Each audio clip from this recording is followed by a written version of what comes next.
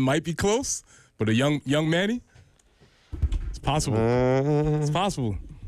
Yeah, let's go real quick. Now we got to look. Now we got to fact check early on here in the morning. I know we're in that zone. 93 to 2000. My guy. Good call. Young Manny. What a guy. Manny being that was I think that was right before Manny was Manny. Yeah, pretty much. He was still young and he was kind of impressionable. He was probably hustling to actually leg out ground balls and maybe actually playing in the field. His uniform didn't get so mysteriously baggy. He hadn't failed any of the PEDs. He hadn't come up pregnant on his PED test a couple of times. That was young Manny. Yeah, he was great. He had 14 years to go before he would be suspended 50 games for violating the right. He was just getting rolling. In which again, my favorite tidbit is that his urine test came up pregnant. It's my favorite. Oops, grabbed the wrong one. Yeah, things happen. Yeah, there you go. So, yeah, but Major League Baseball yesterday, a lot of fun there throughout the day. Some really good series. I don't know why. I don't. It's kind of interesting that it's gripped me in the way it has. But that Mets-Phillies series has been a lot of fun. And last night, Francisco Lindor with a grand slam to take the lead 4-1, and then shoved the Mets on up to a 3-1 series lead in that thing. And the Dodgers tied up the Padres. Dodgers pounded the Padres late last night, 8-0.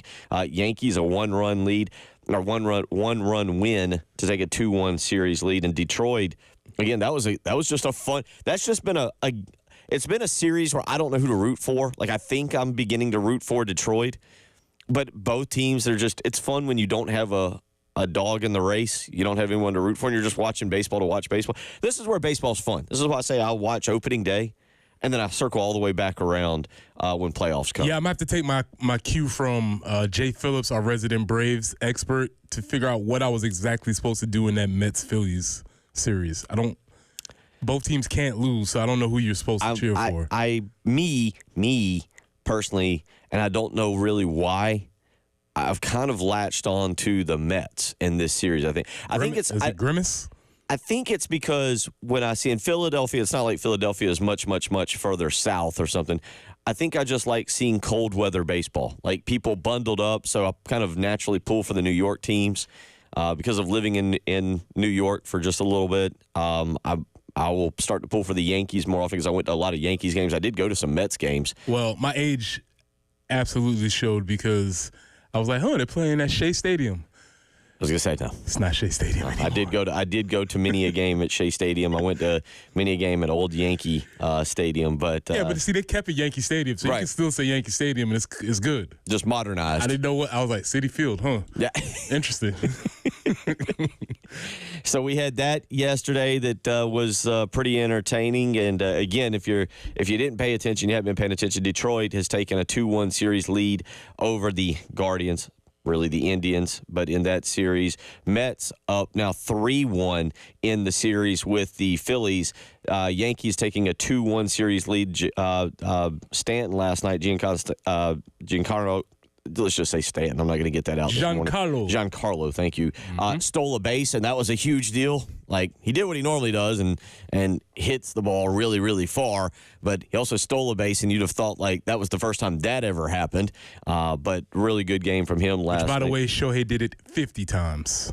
By the way, if we just want to talk about how great he actually is. Yeah, and then the Dodgers tie that series, and that's, again, it's just a late night series where I'm trying to go to bed. But Padres last night, Dodgers rolled the Padres 8-0 to make that 2-2. We'll get into that a little bit this morning, but also today, and more importantly, what we'll focus on, Dow Loggins and Clayton White speaking yesterday, and for Dow Loggins, I haven't looked. I don't know if we have opening statements from Dow and Clayton. They're always thoroughly enjoyable. I feel like Clayton, though, more willing to speak to the media right now than Dow Loggins, who has to be dragged in there by Steve Fink. Yeah, I'm going to be honest. I didn't really want to hear a lot of what Clayton had to say this week. I mean, Clayton doesn't give us much majority of the time. I think we're all good with Clayton. Say, all right, cool. Move to the side. Dow, come on up. Dow, get out the back of the classroom, sir. What's his middle name? It's about time to call him by his middle name, too. Yeah, his full name. Come on up.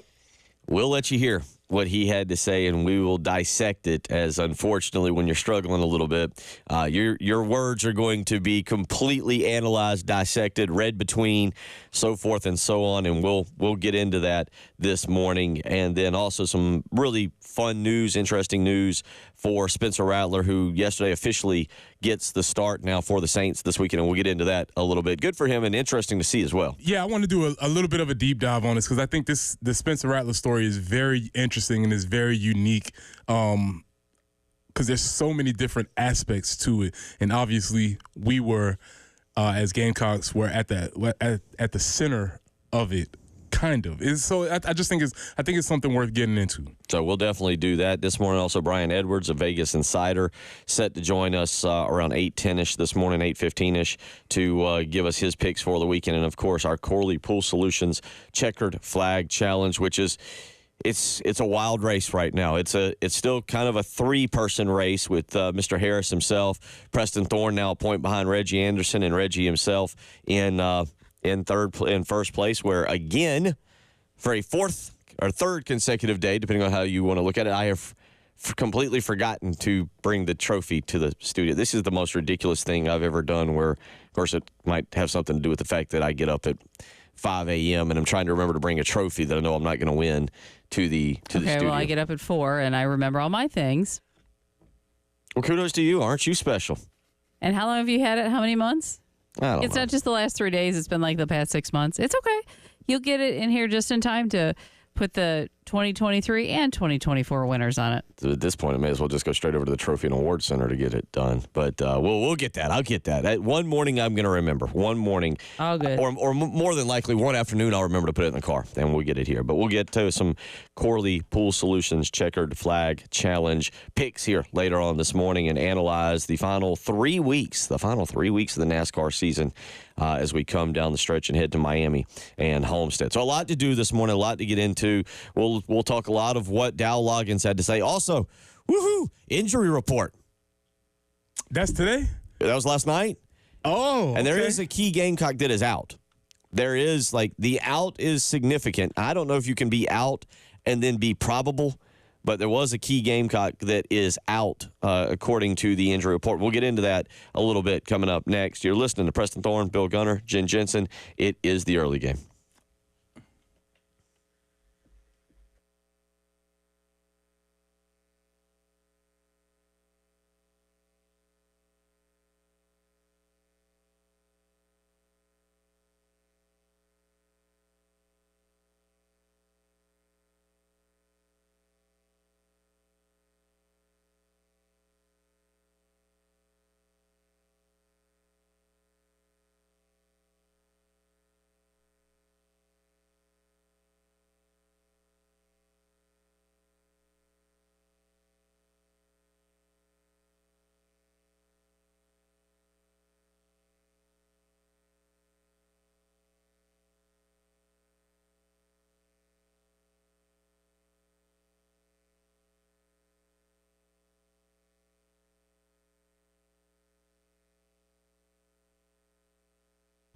Preston here for our friends at Integrated Media. Listen, we've been telling you all year that you need to get your outdoor setup ready, but now we're coming into the best weather season of the year, the fall, when you can sit out on the porch, sit out on the patio, sit out on the deck, enjoy all of the sports that are happening.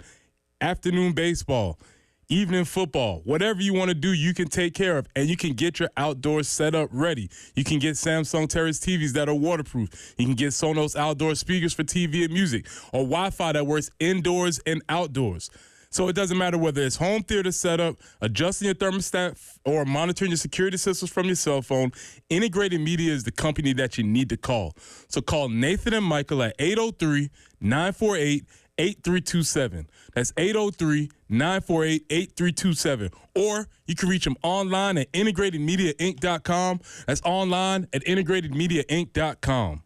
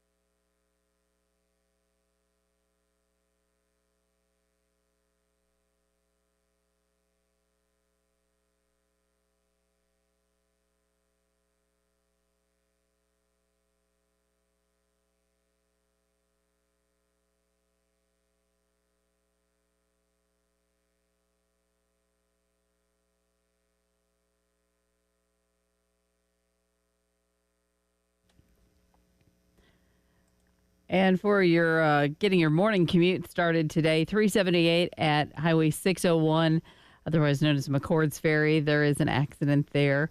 Outside of that, no other ones to report. It is going to be windy today. Certainly not anything like what they're experiencing in Florida, but it is going to be kind of windy today. 75 will be our high. Skies will be clearing. Overnight low tonight, 47.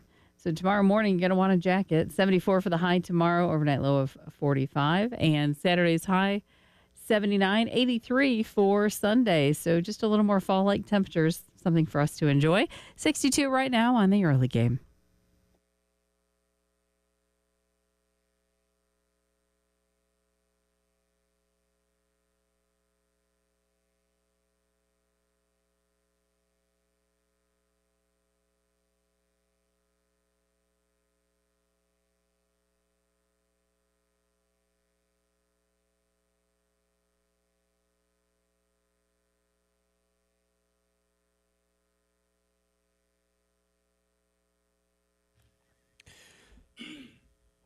.616 as we get you up and get you going on your Thursday morning. Again, want to remind you, 107.5 The Game is teaming up with community partners and launching the Hurricane Helene relief efforts for families in Asheville, Greenville, and Spartanburg. Today is the final day of our collection drive, and we ask you to come on out and join us as we will be at Brooklyn Baptist Church, Sunset Boulevard in West Columbia, 9 a.m. until 6 p.m. Again, that's 9 a.m. to 6 p.m. The collections will be taking place at Brooklyn Baptist Church on Sunset Boulevard in West Columbia.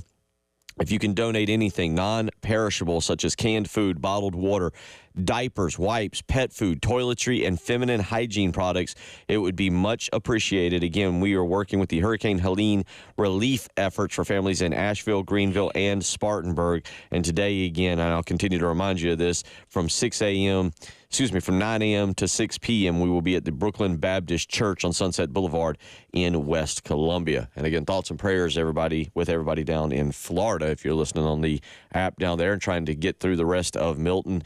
Watched a lot of the Weather Channel yesterday, and certainly a scary storm, but seems like maybe not as bad. Not as bad. It was expected to be terrifying as they expected, but still a very dangerous storm that has passed through Florida this morning. And thoughts and prayers down there with those people. Yeah, and that's best case scenario. And I know everybody gets into this and say, well, it wasn't as bad as they predicted. That's not the point. Right. The point is it can be that bad. Oh, yeah. And so you have category 3? Yes. Okay. Who knows what it is? No, it's still bad. It's you have just, to address it as the worst possible case scenario. Absolutely. Yeah, it was still very bad, and a lot of power outages. We have the Weather Channel going on here in our studio, along with SportsCenter, who's showing us the Yankees and Royals highlights as well. Speaking of highlights, well, Saturday, there wasn't many highlights.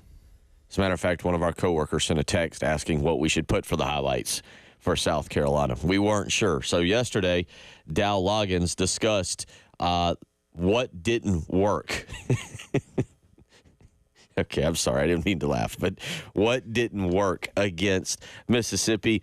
Let's hear what he had to say, Jen. Here's Dow Loggins yesterday. What did not work versus Mississippi? What were we trying to is very vague.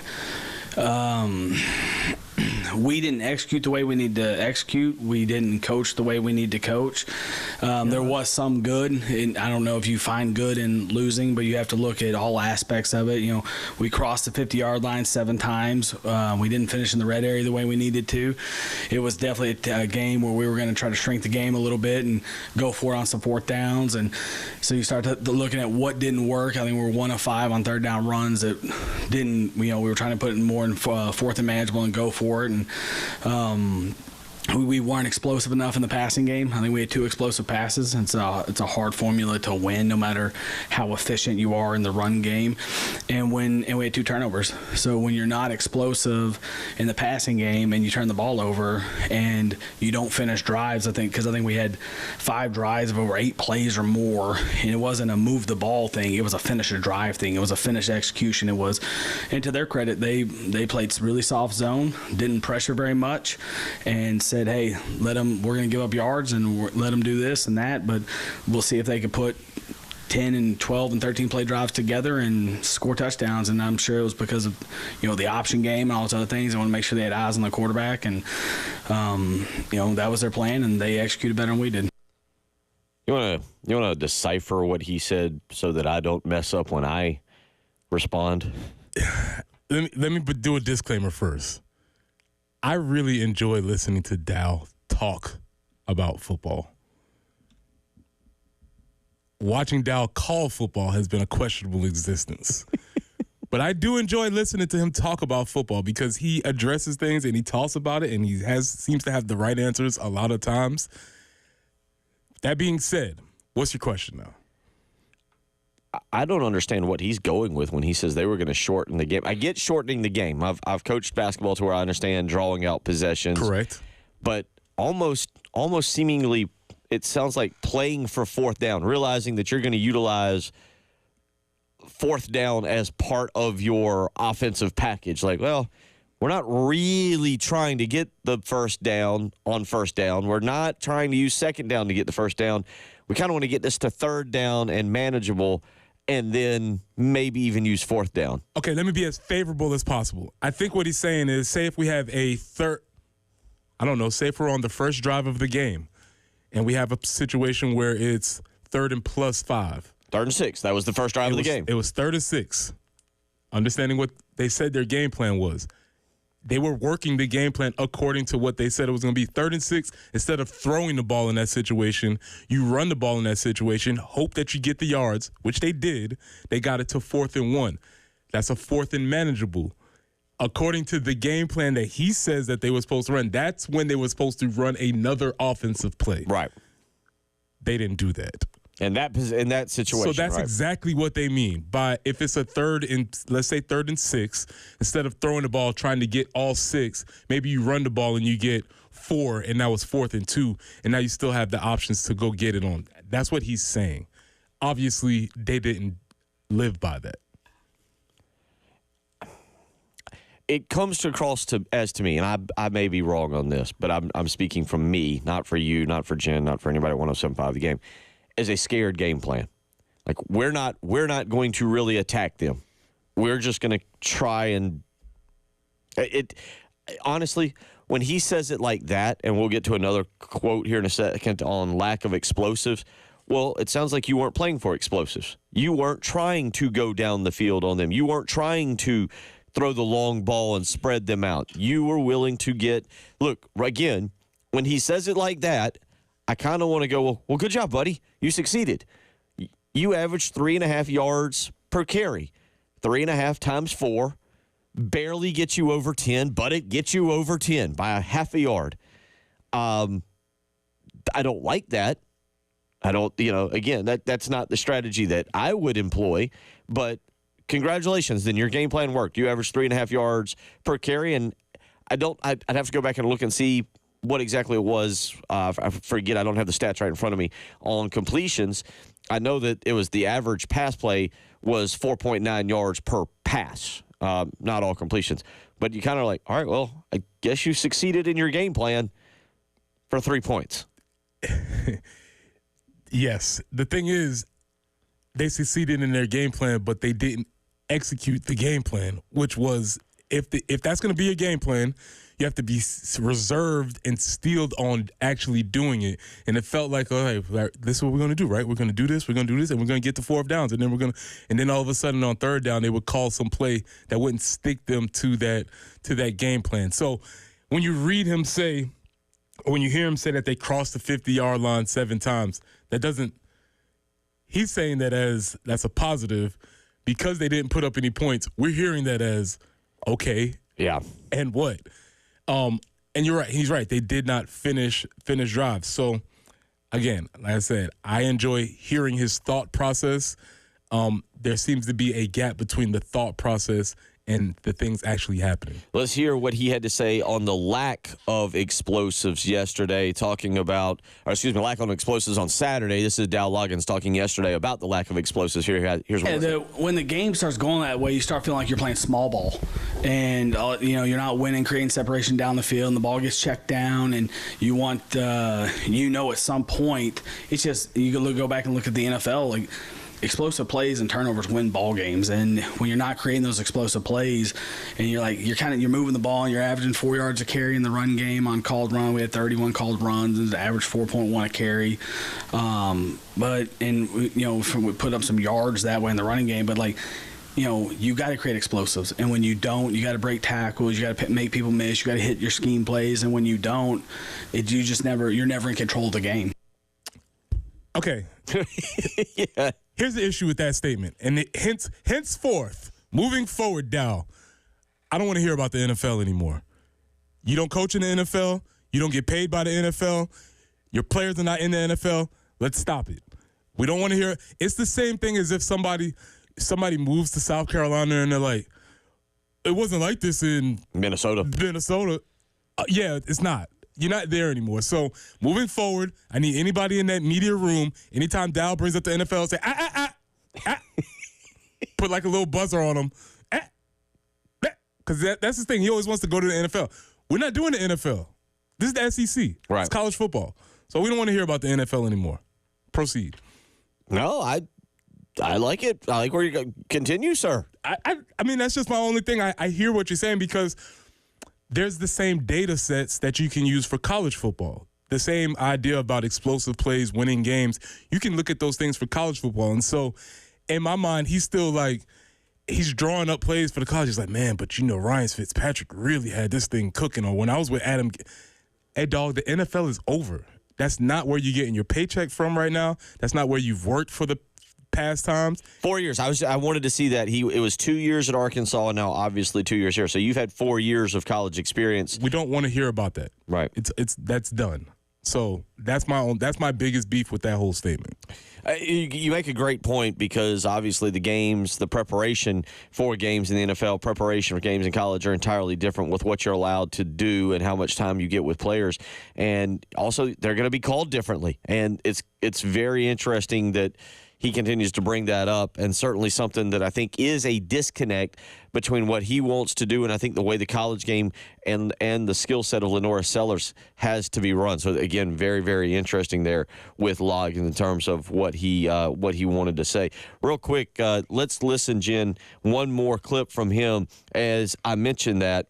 Let me make sure we got enough time here. Yeah, we got enough time. Let's play number 18. This is helping Lenora Sellers progress.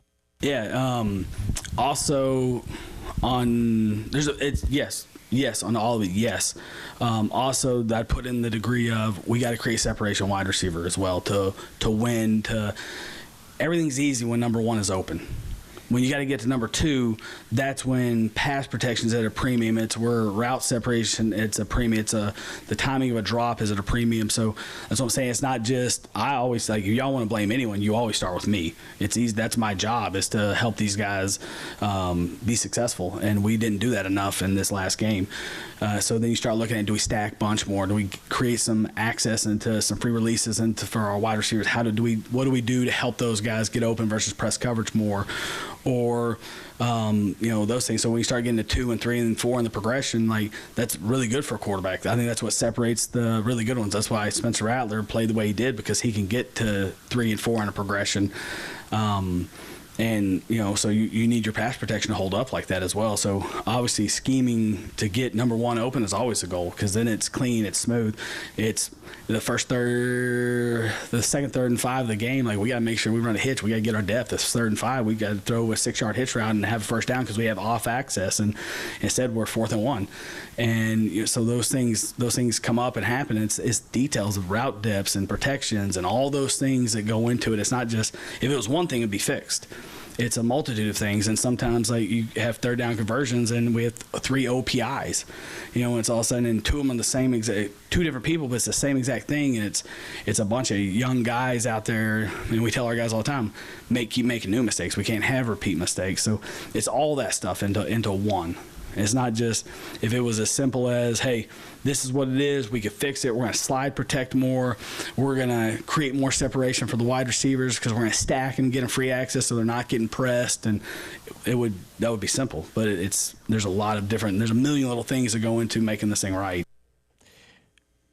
Oh, Let's all digest that. That was a big word salad right there. Let's come back and we'll analyze that, get into a little bit more from Dal Loggins yesterday. It's the early game.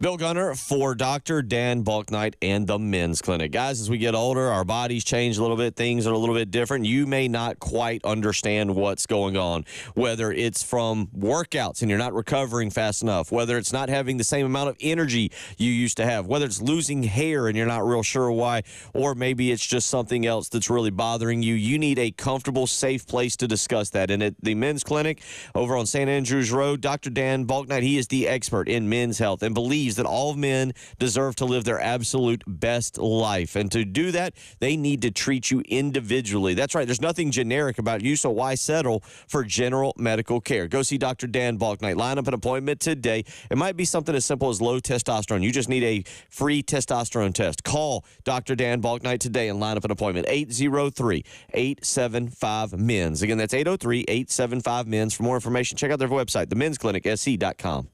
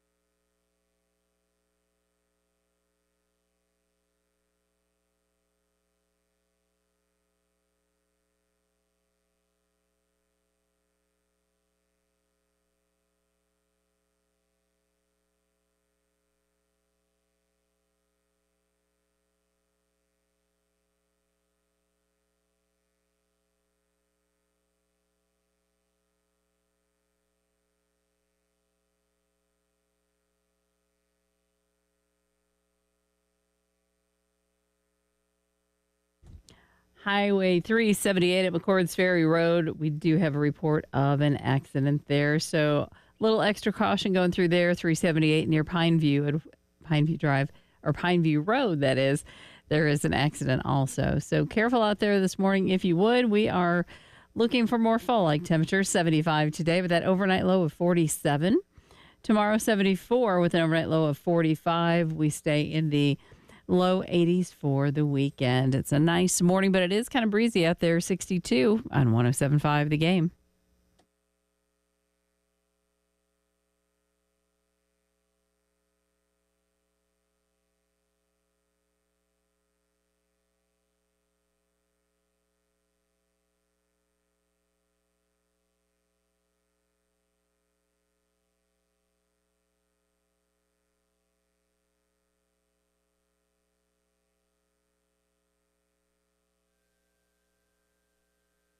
Zip it.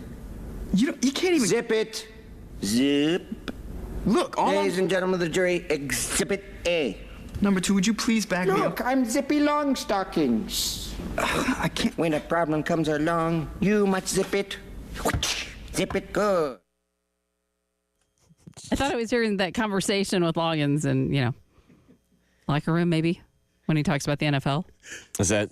I was gonna say that's Jen's way of. That's Jen. If Jen was the SID, that's what would happen.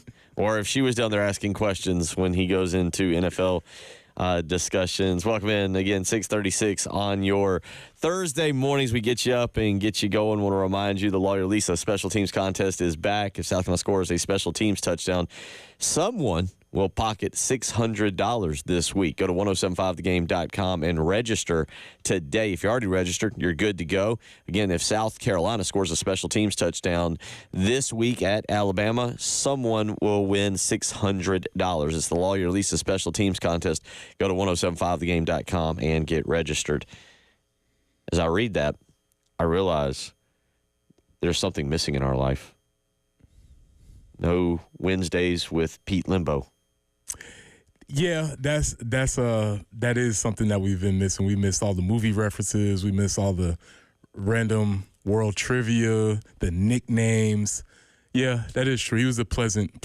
He was a pleasant experience during the press conferences for sure. We will let's listen to a little bit more Dow Loggins. Well, real quick, let's go back to what he just said there about supposedly helping Lenora Sellers, and I felt. This is how it went. Jen, let's just play that first about 6 seconds there as you hear Dow Loggins try to explain how to help Lenora Sellers. Yeah. Also, on yes on all of it. Yes.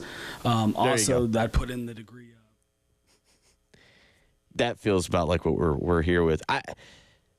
You heard that whole thing. What did you take away from that? I have to go back and remember what he said. It's too much. It's word salads. It was a lot. Yeah, we can move forward.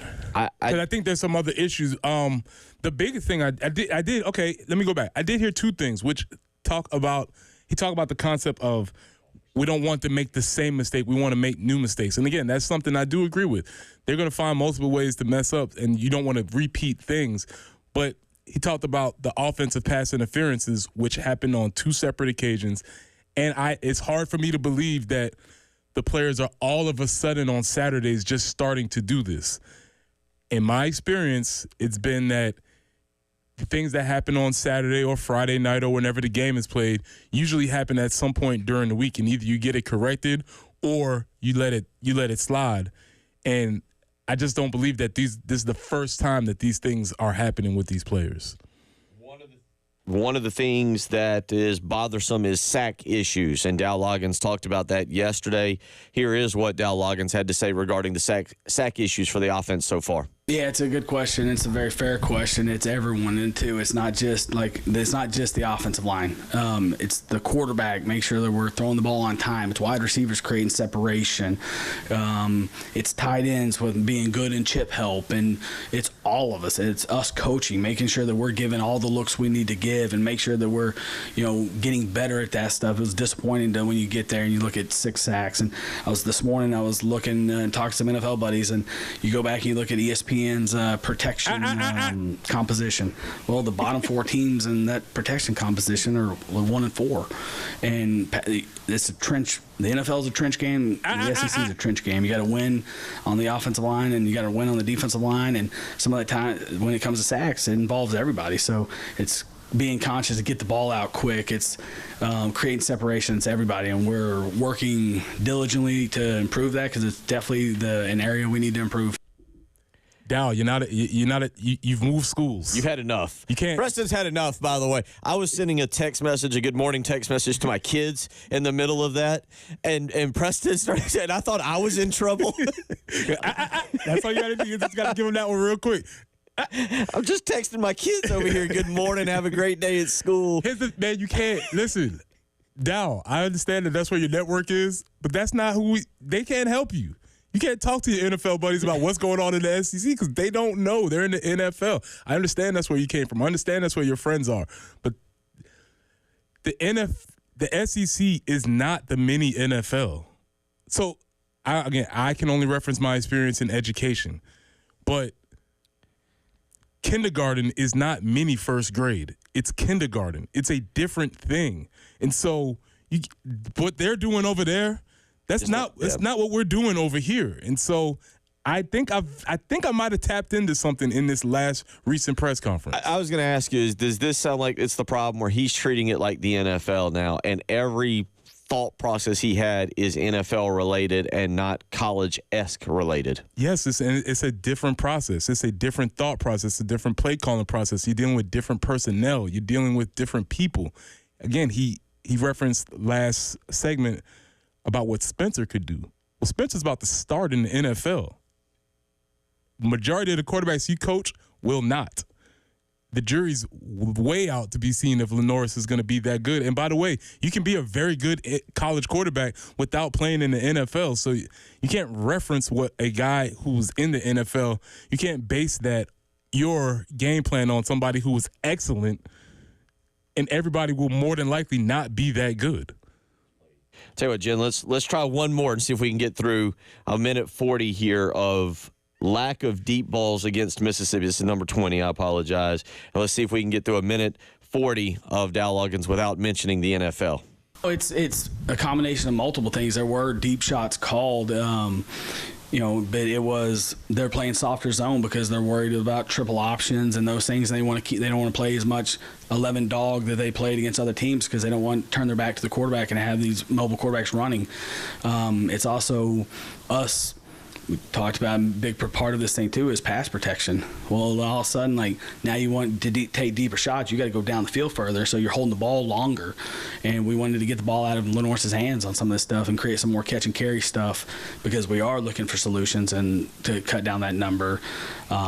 So it's not just them. I'm telling you, when I'm being, this isn't coach talk. I'm trying to be as honest as I can and transparent as I can about it. It's all of us, starting with me to the offensive line, the quarterback, the wide receivers, the running backs, wide receiver or tight ends. We're all taking part of it, and I think that's where some of the good is coming is because if you're looking for good, and you got to work really hard right now after that last game to look for good, but you do as a coach, you have to players, and you have to really dive into this thing and say, okay, truth overcomes all. Let's figure it out. But to put together 5 8+ drives and put together a 10, a 13, there is good. You're moving the ball. You got to find a way to create explosives, and you got to find a way to eliminate the things that lose football games and stop drives. Well, that's drop balls, it's penalties and sacks. So all of that goes into the deep shots. Obviously, and to the point I made before, it's going to be really hard to create explosive plays and be the offense you want to be. And so that is a big emphasis as well for us this week. I hate to say it. I was pulling for him to mention something about the NFL. I was pulling for it. No, he didn't do it that time. We'll continue talking about it. I think Preston, you say it. We've kind of hit on something I think here. I might crack the code here. And we'll kind of wrap up hour number 1 with what Preston thinks about that and offer some insight. If you want to weigh in, 803-404-6100. You're listening to Preston Thorne, Bill Gunner, Jen Jensen. It's the early game.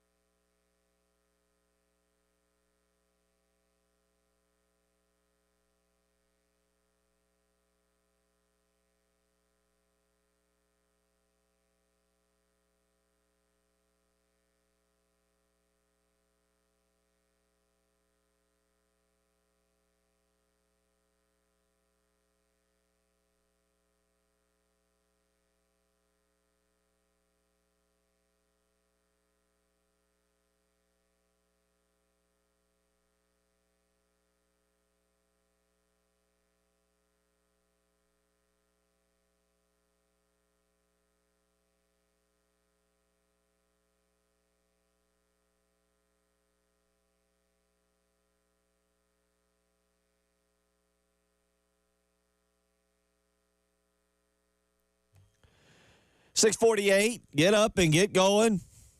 And if you like Preston Thorne, get your buzzer ready. That's all you got to give him. It's the old, yeah.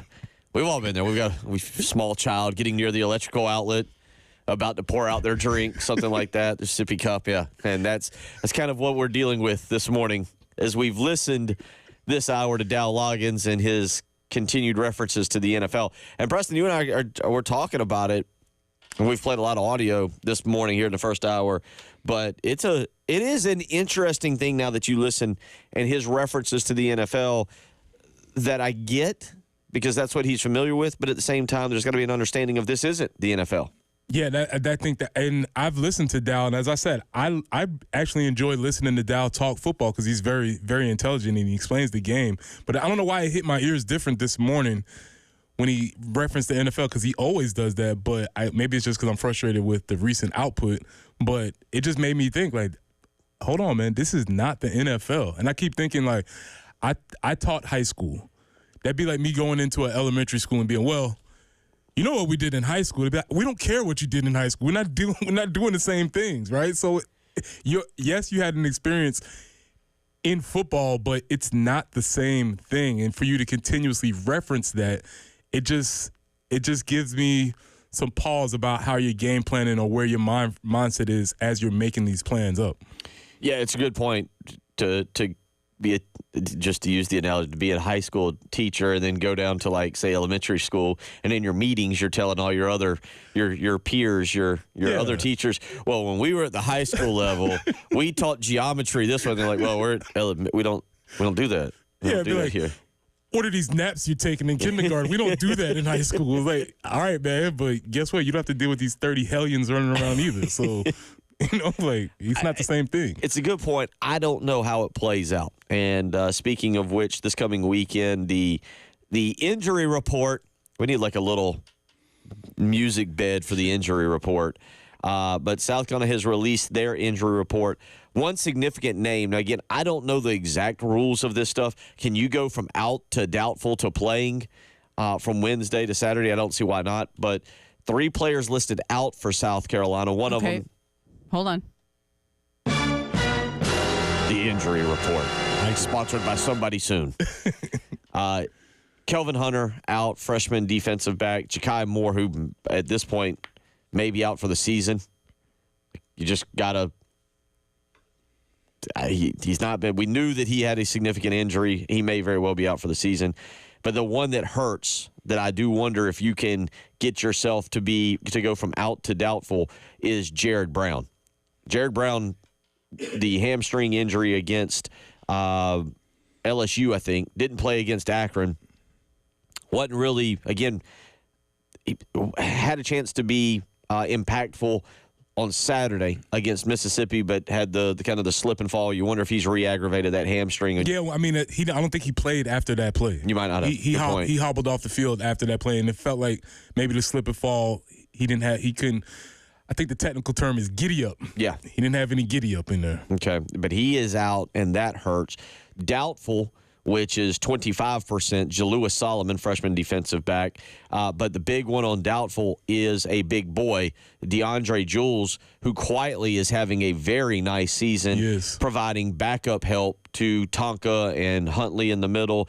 The Pittsburgh transfers come in and really made a nice impact there for 20 to 25 snaps per game. He's played really well, and I think maybe an under the radar pickup, but he's played really well. And why he's so important is because the more quality snaps he can play, that allows Tonka to be fresh when he wants to rush the passer, or that allows I'm blanking on number 90. Oh, T.J. Sanders. That allows TJ to be fresh so him being able to give them quality runs and give them snaps, that is one of the benefits of having depth on the D-line. Yeah, and he's been very solid. Again, he is listed as doubtful for Saturday. We got 3 probables on here. O'Donnell Fortune, who sustained kind of an upper body injury, according to Shane Beamer, after the Mississippi game. Dalvon Campbell, who Beamer actually said had a pretty significant injury, but he's probable. Again, probable means 50%. Yeah, and I mean, I don't know. We didn't get an actual diagnosis, but it didn't look good when he went into the barrier trying to catch the ball. So that felt like it was significant. And then Vandrevius Jacobs also listed as probable, and he seems like a guy who just can't quite get healthy either, who's kind of teetering right there on the, do we pull him out for like a week or two and let him get fully healthy, or do we continue to try to work through this? So 8 players there on the injury report for South Carolina, 3 out, 2 doubtful, 3 probable. Again, the big ones that I see, because I expect O'Donnell Fortune to play, but the big ones I see is DeAndre Jules. And I'll be honest, Vandrevius Jacobs is another one at probable that I really think he can do more than he is, I don't want to say being allowed to do, but he can do more. Complete and utter 180 turnaround on the flip side of things from what we saw last week. Last week, you had to break out like 2 sheets of paper to get the Mississippi injury report in. Alabama had 3 players. Okay. Kalen DeBoer's not necessarily familiar with the SEC foolery. This is NFL-esque stuff. This is where Dow Loggins can really weigh in. 1 player out, linebacker Yanze Pierre is out. Kendrick Law and Kobe Prentice, both whom play wide receiver, are listed as questionable. Okay. Prentice tied for 3rd on the team in receptions, 8 catches, 107 yards, and a touchdown over 5 games. That Ryan fellow wasn't on the list, was he? Unfortunately not. Okay. Maybe Lane Kiffin will get a hold of theirs, and by tonight he'll be on there. Who knows what will happen, but we'll continue talking about this. Get back into a little bit of Dow Loggins. And Spencer Rattler set to get his first NFL start on Sunday. We'll talk about that. It's the early game.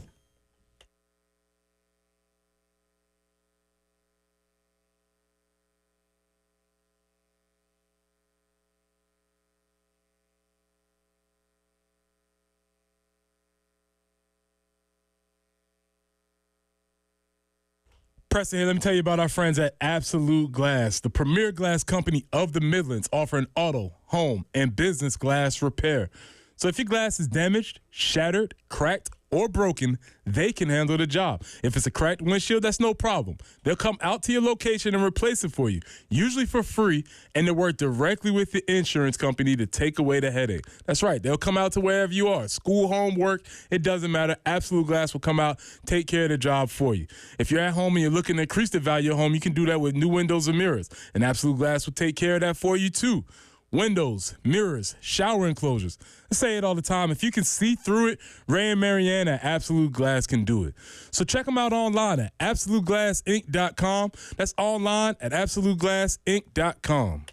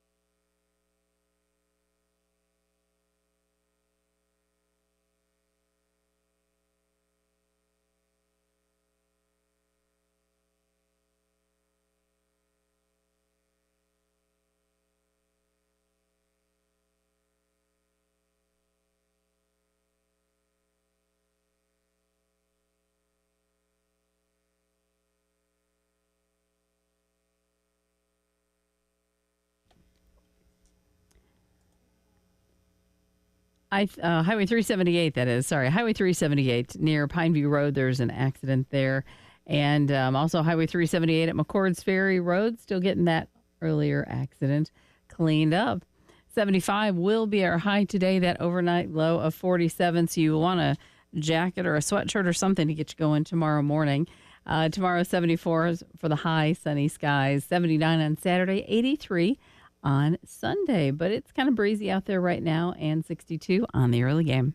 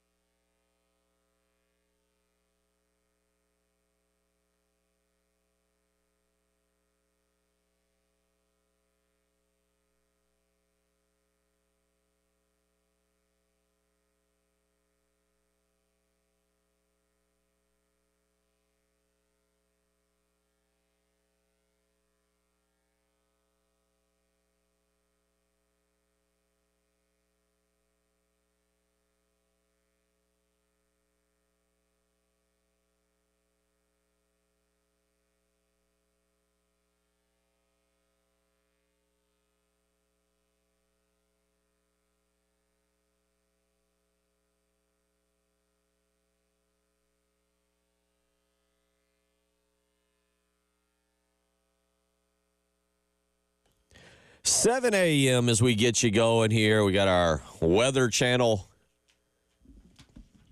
I kind of want to ask, what is the most common amateurism there is? Is it amateur meteorologist, amateur chef, amateur doctor?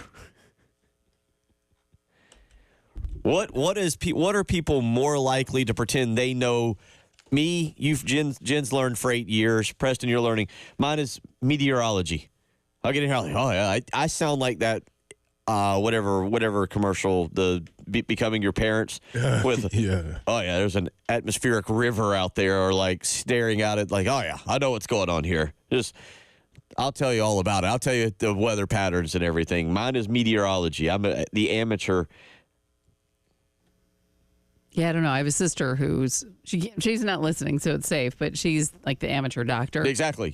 We all know. Yeah. You know somebody that fit all three of those categories where WebMD's maybe ruined us all, right? Yeah. And it's definitely killed us all too, right? We've all died. Oh yeah. Looking at WebMD, like, Yeah. oh, I'm dead.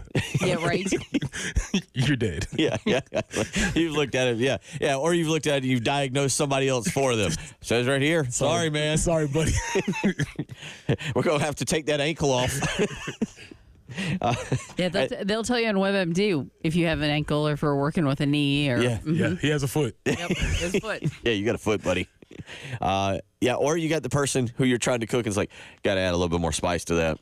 No, that's it's not enough salt in that. You're gonna need to salt that up there a little bit. Or they stand over. That's not how I would grill it. Yeah. You're gonna need to flip that. Yeah. You want to flip that yet? Actually, same sister. Didn't really cook that much, until mom had gotten Same sick sister. and she cooked a little. And then it's like, well, you should do this. I'm like, you never cook. What are you doing? Wow, look at you. 3 weeks. 803-404-6100. Which is the most common amateur that you run into? The chef, the doctor, or the meteorologist that's ready to share information that they have no clue about? Oh, but coaches. Coach. Well, yes. And there's 75,000 of those at Williams-Brice every Saturday. And if you go to any message board, there's so many coaches on message boards that have missed their calling. Yeah. So many. That might be another one. There's one sitting right here just talking right now. Just amateur coach. Really good at PlayStation. Because we've all gone and succeeded somewhere for most of you, somewhere along the line, you've played Madden or you've played college football and you've been pretty good and you're like, I can do this. How hard is this? And I'll be honest, I am open to any middle school or probably maybe a high school. I don't know where it dropped. Maybe high school because you can throw the ball a little bit better than middle school. That won't still allow me to come out and call plays for a day. Just give me a headset. Let me create a sheet where I can stand over there and work on it and call plays. And see, that's the whole problem, because your plays will work on your paper until you have to put them in a middle schooler's hands. That's what I'm saying. Yeah. Woo boy. Yeah. They won't go right. So, all right. Would that be a fun clinic to host? You know, like if Beamer and company, they have this coach wannabe thing, and just let people embarrass themselves so that it's like, okay, so you be quiet, you be quiet, you be quiet. I don't think people talk about the amateur coach, and we're making fun of Dow Loggins a little bit, dissecting what he said yesterday, but also kind of laughing about it. It's not an easy profession. I do get that, because as amateurs, we're like, oh, this is easy. Just call a run. Oh, yeah, just call a run. But there's a lot that goes into it, and the thinking that you have to do at an accelerated rate to get the play in, to have it put to all 11 players, to get it going, then to be able to look and analyze the defense right as the play's happening and be thinking about the next play. It's not for everybody. We all think we can do it. Yeah, it's tough. We all think we can do it, but in reality, there's a lot that goes into High it. pressure situations, no doubt, and you have to be able to synthesize and get a lot of information and be able to pick from that information underneath the time clock. And the biggest thing that I think people don't understand is that football is not, you always hear football, it's like a chess match, except when you're playing chess, the pieces go exactly where you want them to go, right? The rook goes here, they can only go here. And in football, you're dealing with human beings, and who knows what's going to happen. Well, yeah, and again, it's interesting because you're also dealing at times with a talent disparity. And then that's the other thing. In chess, the rooks are the same, right? In football, your rook might be way stronger than my rook. What I'm saying? Even though they're both rooks, they're not the same. And so there are some differences there. And I think South Carolina, in particular, the University of South Carolina and their fan base, what am I going to look for here? South Carolina has maybe seen the best that's ever done it, the best play caller, the best at deciphering what was happening and reading what was going on in Steve Spurrier. A savant. Yeah, like just knowing not only how to call plays, how to set up plays, how to put their defense in a bad position, how to take advantage of one-on-ones, something as simple as being able to diagnose, oh, that guy seems to be, because I've heard quarterbacks, Perry Orth and other quarterbacks talk about Steve Spurrier seeing a guy limping around or a backup coming in and thinking, we're going to attack that guy right now. And it's not for everybody, as South Carolina has unfortunately learned. It's true. After Steve Spurrier, when you've seen the Kurt Ropers, the Marcus Satterfields, Mike Bobo, the biggest question that'll maybe ever be for South Carolina is if Mike Bobo had stayed at South Carolina, because he's a competent play caller. He's not a great play caller, as Georgia might tell you at times. I think you laughed a couple weeks ago after the Alabama-Georgia game that they stranded him in the elevator at halftime and let somebody else start calling plays. But Mike Bobo is a competent play caller, and I think you could make the case, as crazy as it is, with Colin Hill at quarterback, but the way Kevin Harris ran during the COVID year, that was the best offense South Carolina has seen since 2015. Yes. And the reason why I think it was the best offense is because even though there were some deficiencies, we actually knew what the game plan was. We had an idea of what they were attempting to do on a week-to-week basis, and in a lot of ways, they got it done. 803-404-6100 is how you can weigh in this morning if you want to do so. Let's get out to the phone lines. Steve wants to weigh in on Gamecock football. Steve, how you doing? What's on your mind? I'm fine. How y'all this morning? Good. Good. I heard you say 75,000 coaches down the state, or make this 75,000 awards. I think I'm a coach too. But you doing that good. Hey, but I'm asking this question. What's up? Okay, since you play both, you play NFL and college ball. Offensive-wise, does the NFL plays, if we run the NFL plays at Carolina or any school, does it take NFL offense plays to develop faster or quicker, or can the college player relate to NFL offensive play calling?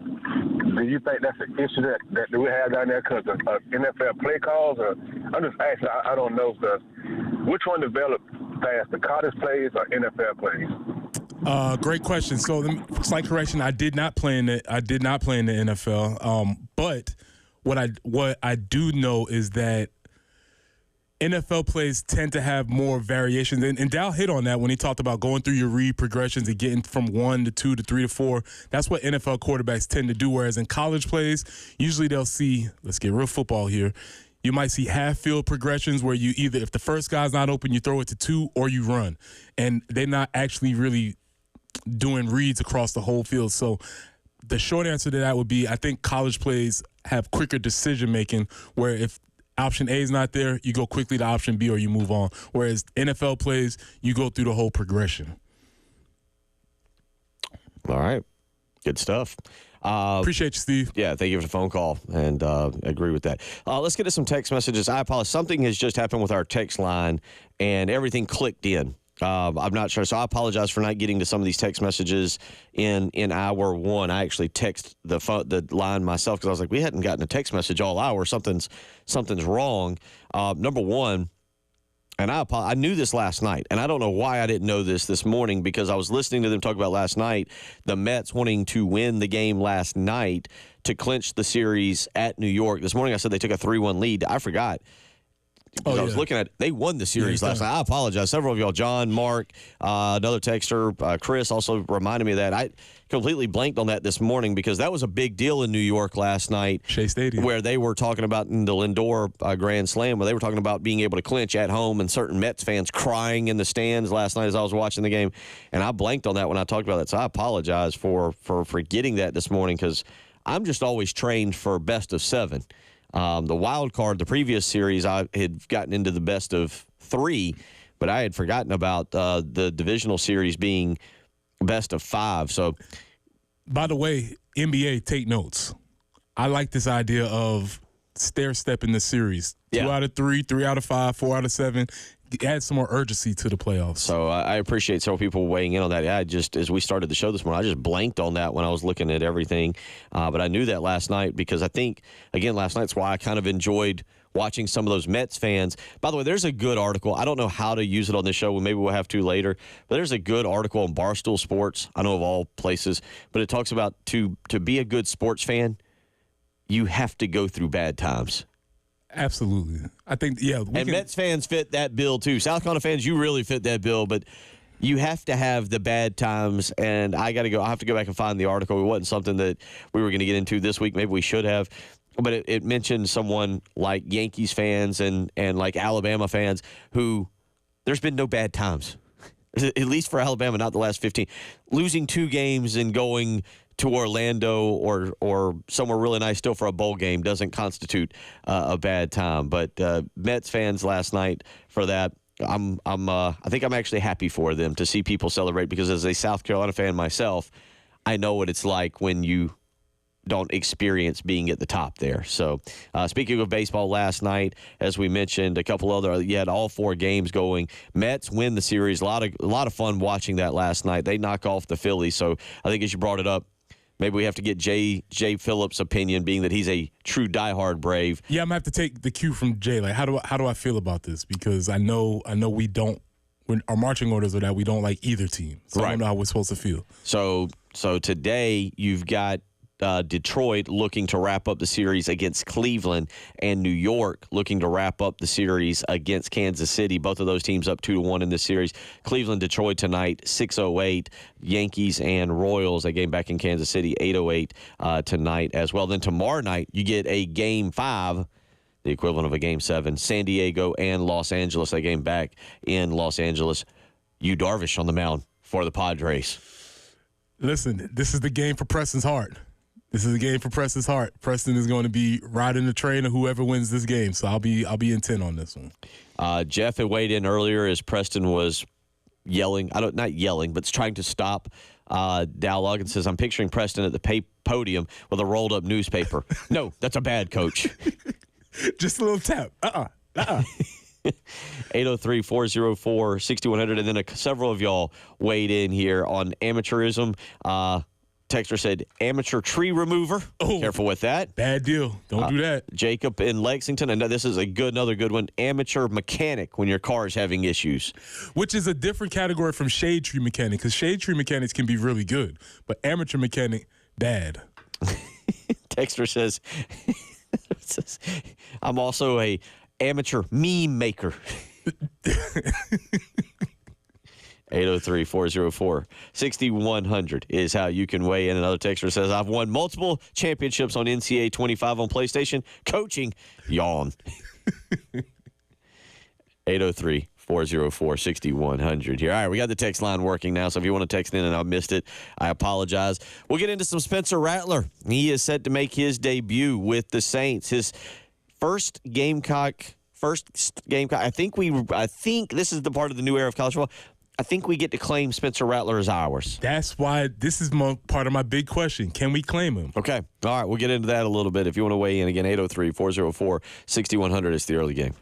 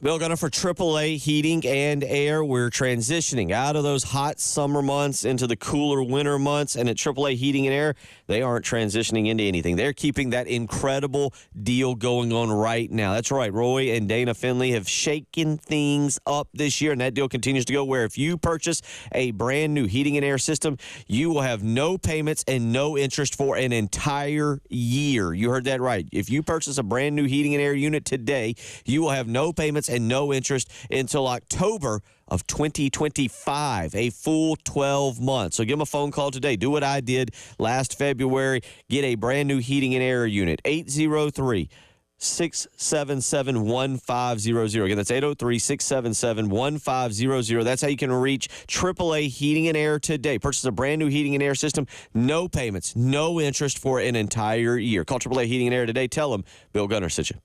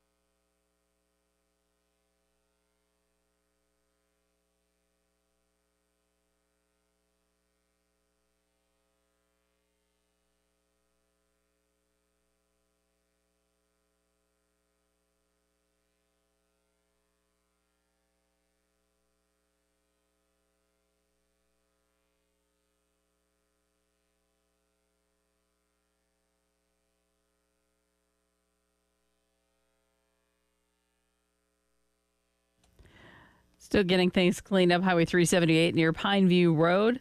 Also a report of an accident, Kittiwake Drive at Highway 1. Your forecast looking pretty nice. 75 today, 74 tomorrow. The overnight low tonight, 47. So it's going to be a cooler start to your morning. For the weekend, we're looking for highs around 80, 83, somewhere in there. Pretty nice. Monday could get up to 85, but then we're back down to the low 70s for the start of next week. Currently 62 and kind of windy on the early game.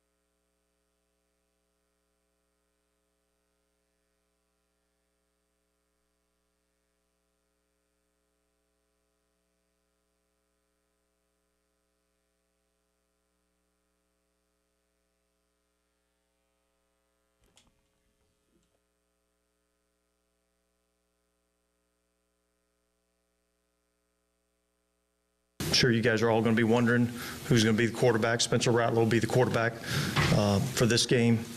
We talked a lot as a staff about what we felt like was the best thing for us and give us the best chance to win the game.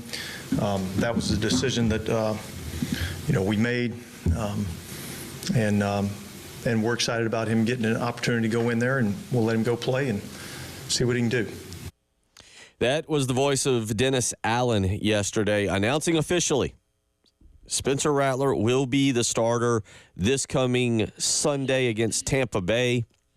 Game will be played in New Orleans. Now, for those wondering, Spencer, why didn't he go in against? If he's going to be the starter, why didn't he go in against Kansas City on Monday night? Reason being, he was the emergency quarterback and was, I guess, technically inactive. I don't know the exact rule and law on how that all goes. Like if both first and second string have to go down, and then all of a sudden, like magically, Spencer would have come running out of the tunnel, and they would have had like, "Oh, the emergency quarterback has arrived." Like, the way it is, most NFL teams can construct their roster however they want, but you only get a limited number of players that can dress out.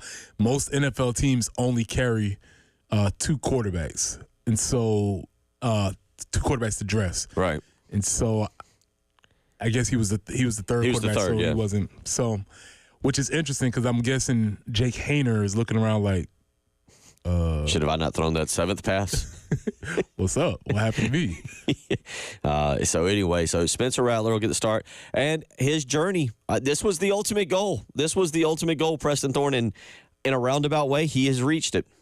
Yeah, so Jen, let's hear from Spencer about him talking about why he came to South Carolina, because I think it's important to talk through the whole journey, because this has been Spencer Rattler's been in our lives for a long time as a player and a prospect, and just as a college football fan, and then he obviously came into our orbit. So let's hear Spencer talk about why he came to South Carolina. It's from 26.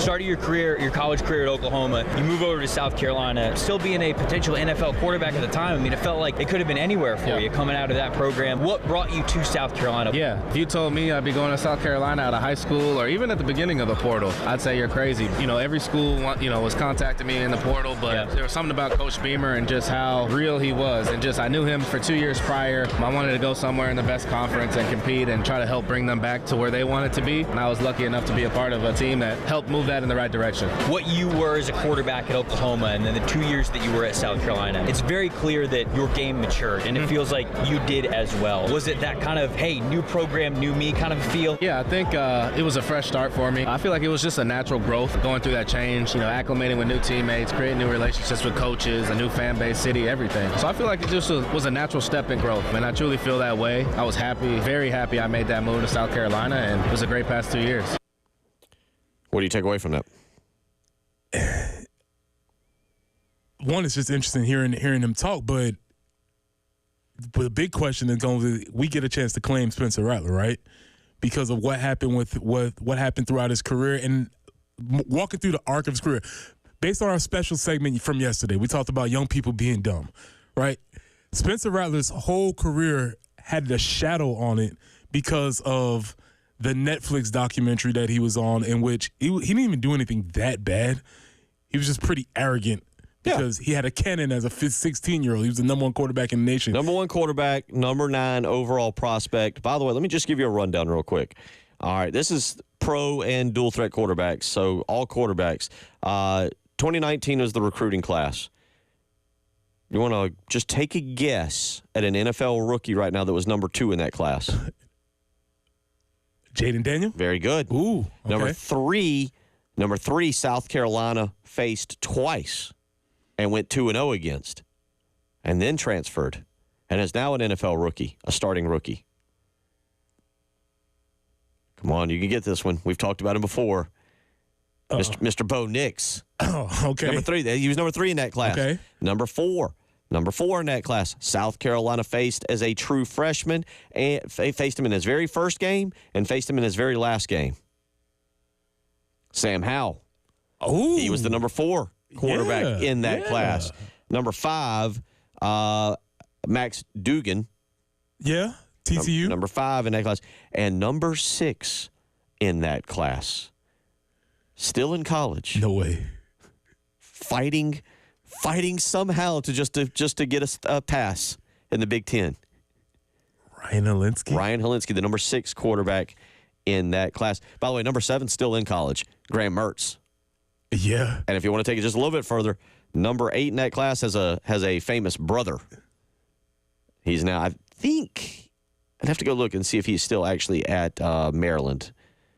Oh, one of the Tagovailoa fellas. Tulia, I think it's Tulia. So, but yeah, how about that?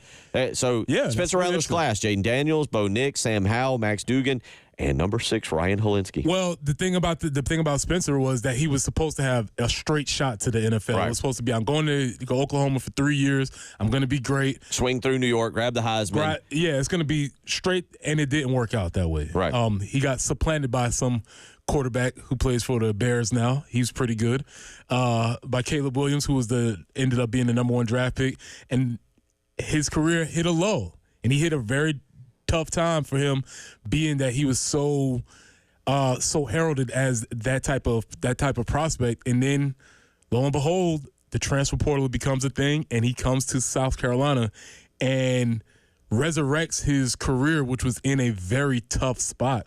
And my argument for Spencer Rattler is that he is the best case scenario for what the transfer portal should be. He comes to a new place, gets a new start, adapts to the new city, takes on the identity of the new place, and really ends up having a great second phase of his very young career. So, I mean, it's all props to Spencer for persevering through what was a really legit tough time in his career. So does he claim us? Like when they introduce him in the morning? Does. I think he will. I think he will. I don't know what he'll say in the I'm actually pretty certain. I would bet money that the majority. I feel like he will. If it was, I think he will too. If it was Monday Night Football, I don't think the Saints have another Sunday or Monday Night Football game to do that. I'll go back and look at their schedule. I think he doesn't like Lincoln Riley. But also, Oklahoma fans were kind of nasty to him. Yeah, they were. When all that went down. We'll continue talking about this. Also, I'm going to bring up an interesting point about those 6 quarterbacks with him. You're listening to the early game.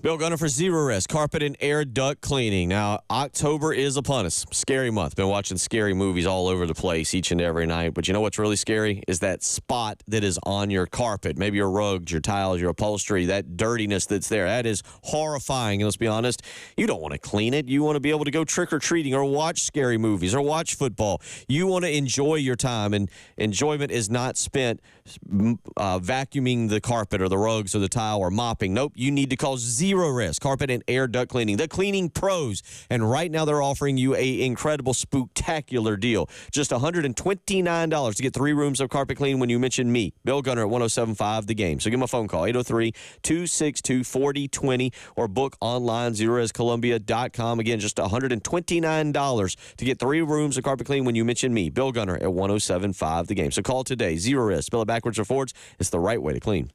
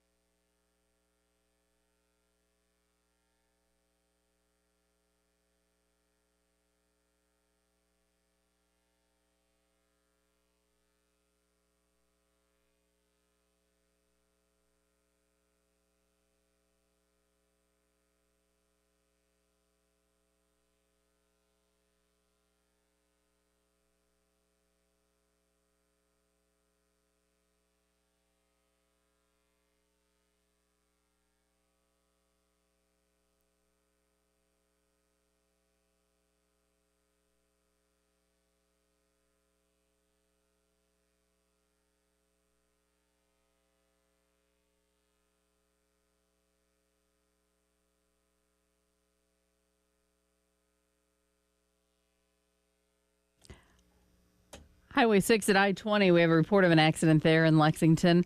Also, still trying to get things cleaned up. Kitty Wake at Highway 1, and an object on the roadway reported 277 northbound at Fontaine. Your forecast looking nice, 75 today, 74 tomorrow, and then we get in the low 80s for the weekend before we get more fall-like temperatures starting next week. But that overnight night low tonight is going to be 47, so in the morning, gonna want to have at least a sweatshirt or a jacket or something. It'll be a little bit cooler tomorrow. It's windy right now and 62.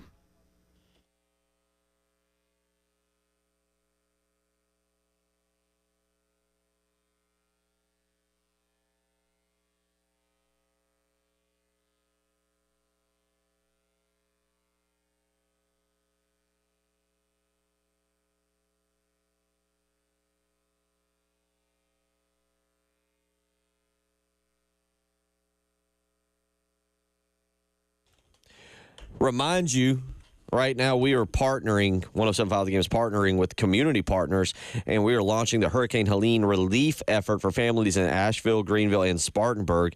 Today is the final day of our collection drive. Please bring non-perishable items such as canned foods, bottled water, diapers, wipes, pet food, toiletries, and feminine hygiene products to Brooklyn Baptist Church today. That's Sunset Boulevard in West Columbia. We will be out there from 9 a.m. to 6 p.m. So come on by, visit us, Hurricane Helene Relief collections at Brooklyn Baptist Church. Again, Sunset Boulevard in West Columbia. If you're leaving Columbia and going down 378, it's there on your right. Really nice church. I've been there. They got a great buffet that used to attend a lot. But go there, 9 a.m. to 6 p.m. Brooklyn Baptist Church, Sunset Boulevard in West Columbia. You can drop off, again, non-perishable items such as canned food, bottled water, diapers, pet food, toiletries, wipes, and feminine hygiene products as we continue to try and help families that have been affected by Hurricane Helene in Asheville, Greenville, and Spartanburg. So, again, 9 a.m. to 6 p.m. today. Stop by and drop something off. Let me a couple things, because you want to get into this, and I think this is interesting, and we'll get into the next segment. A lot of y'all are texting in, and I'll get to your text in the next segment on why Spencer Rattler is ours. But you wrote down best case scenario of modern football. And as I'm looking at this class that Spencer Rattler came out with, the 2019 recruiting class, and I gave you those 6 quarterbacks, the top 6. Another reason I gave them, let me go 7. Let me go to 7 because he fits. Actually, I can go to 8. I don't know about Dylan Morris at number 9, but let me just go with the top 7 here. Spencer Rattler, transfer. Jaden Daniels, and he's number 2. I'm going in order. Transfer. Bo Nix, transfer. Sam Howell and Max Dugan, 4 and 5, are the only 2 that stayed at their school. Ryan Helinski, transfer. Graham Mertz, transfer. And even Tua Tagovailoa, whatever. He started at Alabama and ended up at Maryland. 6 of the top 8 overall quarterbacks, both dual and pro style, according to 24/7 Sports, transferred. Have transferred. Again, the only ones still play. I don't know about Tagovailoa, but the only one still play 2. The only 2 still playing. Mertz and Helinski still in college. I think Ryan's still in college. I really honestly, he's not on anything stats wise for Northwestern. Well, let's start at the bottom. Graham Mertz is on his way to getting benched. He has been. I think. Are they going with Lagway? I don't know if they're going with Lagway. I don't know. Yeah, that's going to happen. Big game for them this weekend. That hasn't happened yet. Obviously, we know the story about Ryan Helinski. We talk about that here. You go back through that. Sam Howell, who is getting replaced by Jaden Daniels in the NFL. So I would say that worked out for North Carolina. Max Dugan obviously worked out for TCU because, what's that program been since he's been gone? So he was really good. That worked out there. So those 2 would be pluses. Jaden Daniels. He was fine at Arizona State. He was fine. Yeah. He was great at LSU. But also Herm Edwards, Antonio Pierce, both are suffering from NCAA sanctions. True. Right? Yep. Directly associated with Jaden Daniels and that time period. So I do position as Spencer Rattler being the best case scenario for where we are in modern football, i.e. the transfer portal, i.e. NIL, player movement, et cetera, because it worked out well for everybody on both sides. And I think that's a credit to Shane Beamer. I think that's a credit to the university. I think that's a credit to Spencer Rattler. On the NIL front, we don't know numbers, but we understand that Spencer was well compensated, which he should have been. But he came in and made it not just about him. He made it about the university. And I think the thing that really stood out to me was Genesis Clip 27, where he talks about not playing or not opting out of the Gator Bowl. And I think this is really a peek into Spencer's attitude while he was here at the university. Why was playing in this bowl game so important for you? Why'd you kind of decide to just go out there? It's just like it's the right thing to do. Like we put in all this work throughout the season. This is family. These are my brothers up here. Playing for Coach Beamer. We want to finish this thing out right. For this season with this team. And we put in a lot of hard work in the off season and in the season. And we're excited to cap this thing off with a big game tomorrow. So and what's really interesting is that despite him coming to the South Carolina, him having glowing reviews from his coaching staff, everybody I've talked to who had interactions with him in the community was on board with him, said he was a great young man. Even still in the NFL, when it came to them having conversations, the only reason he even got to New Orleans, it seems like people were like, well, there was that one thing back when he was 16 years old on Netflix. So I don't know if we're going to draft him. And it looks like New Orleans has got a steal as a quarterback because NFL GMs didn't really do their due diligence. He talked about lazy narratives. They were carrying over a lazy narrative from when he was 16 years old, which wasn't that bad to start with. He didn't commit any crimes. They didn't do anything egregious. He was just maybe a young punk. Maybe. You know what I'm saying? It's not. Didn't we talk about this yesterday that, 18-year-olds or what? Dumb. High school kids are dumb. stupid? Yeah. Most dumb. Not all. Well, I'm sure somebody's driving around anyway. This one's not dumb. Okay. Well, exactly. Just give it time. Again, not dumb, but just make poor choices. Yes, and so they were going with this narrative from when he was a long time ago, and he successfully came to South Carolina, and with the credit of the university and Shane, changed his narrative, and he's on the way to having, I think, will be a successful NFL career. One other just interesting note that's taken in: he will face Baker Mayfield this weekend. Okay.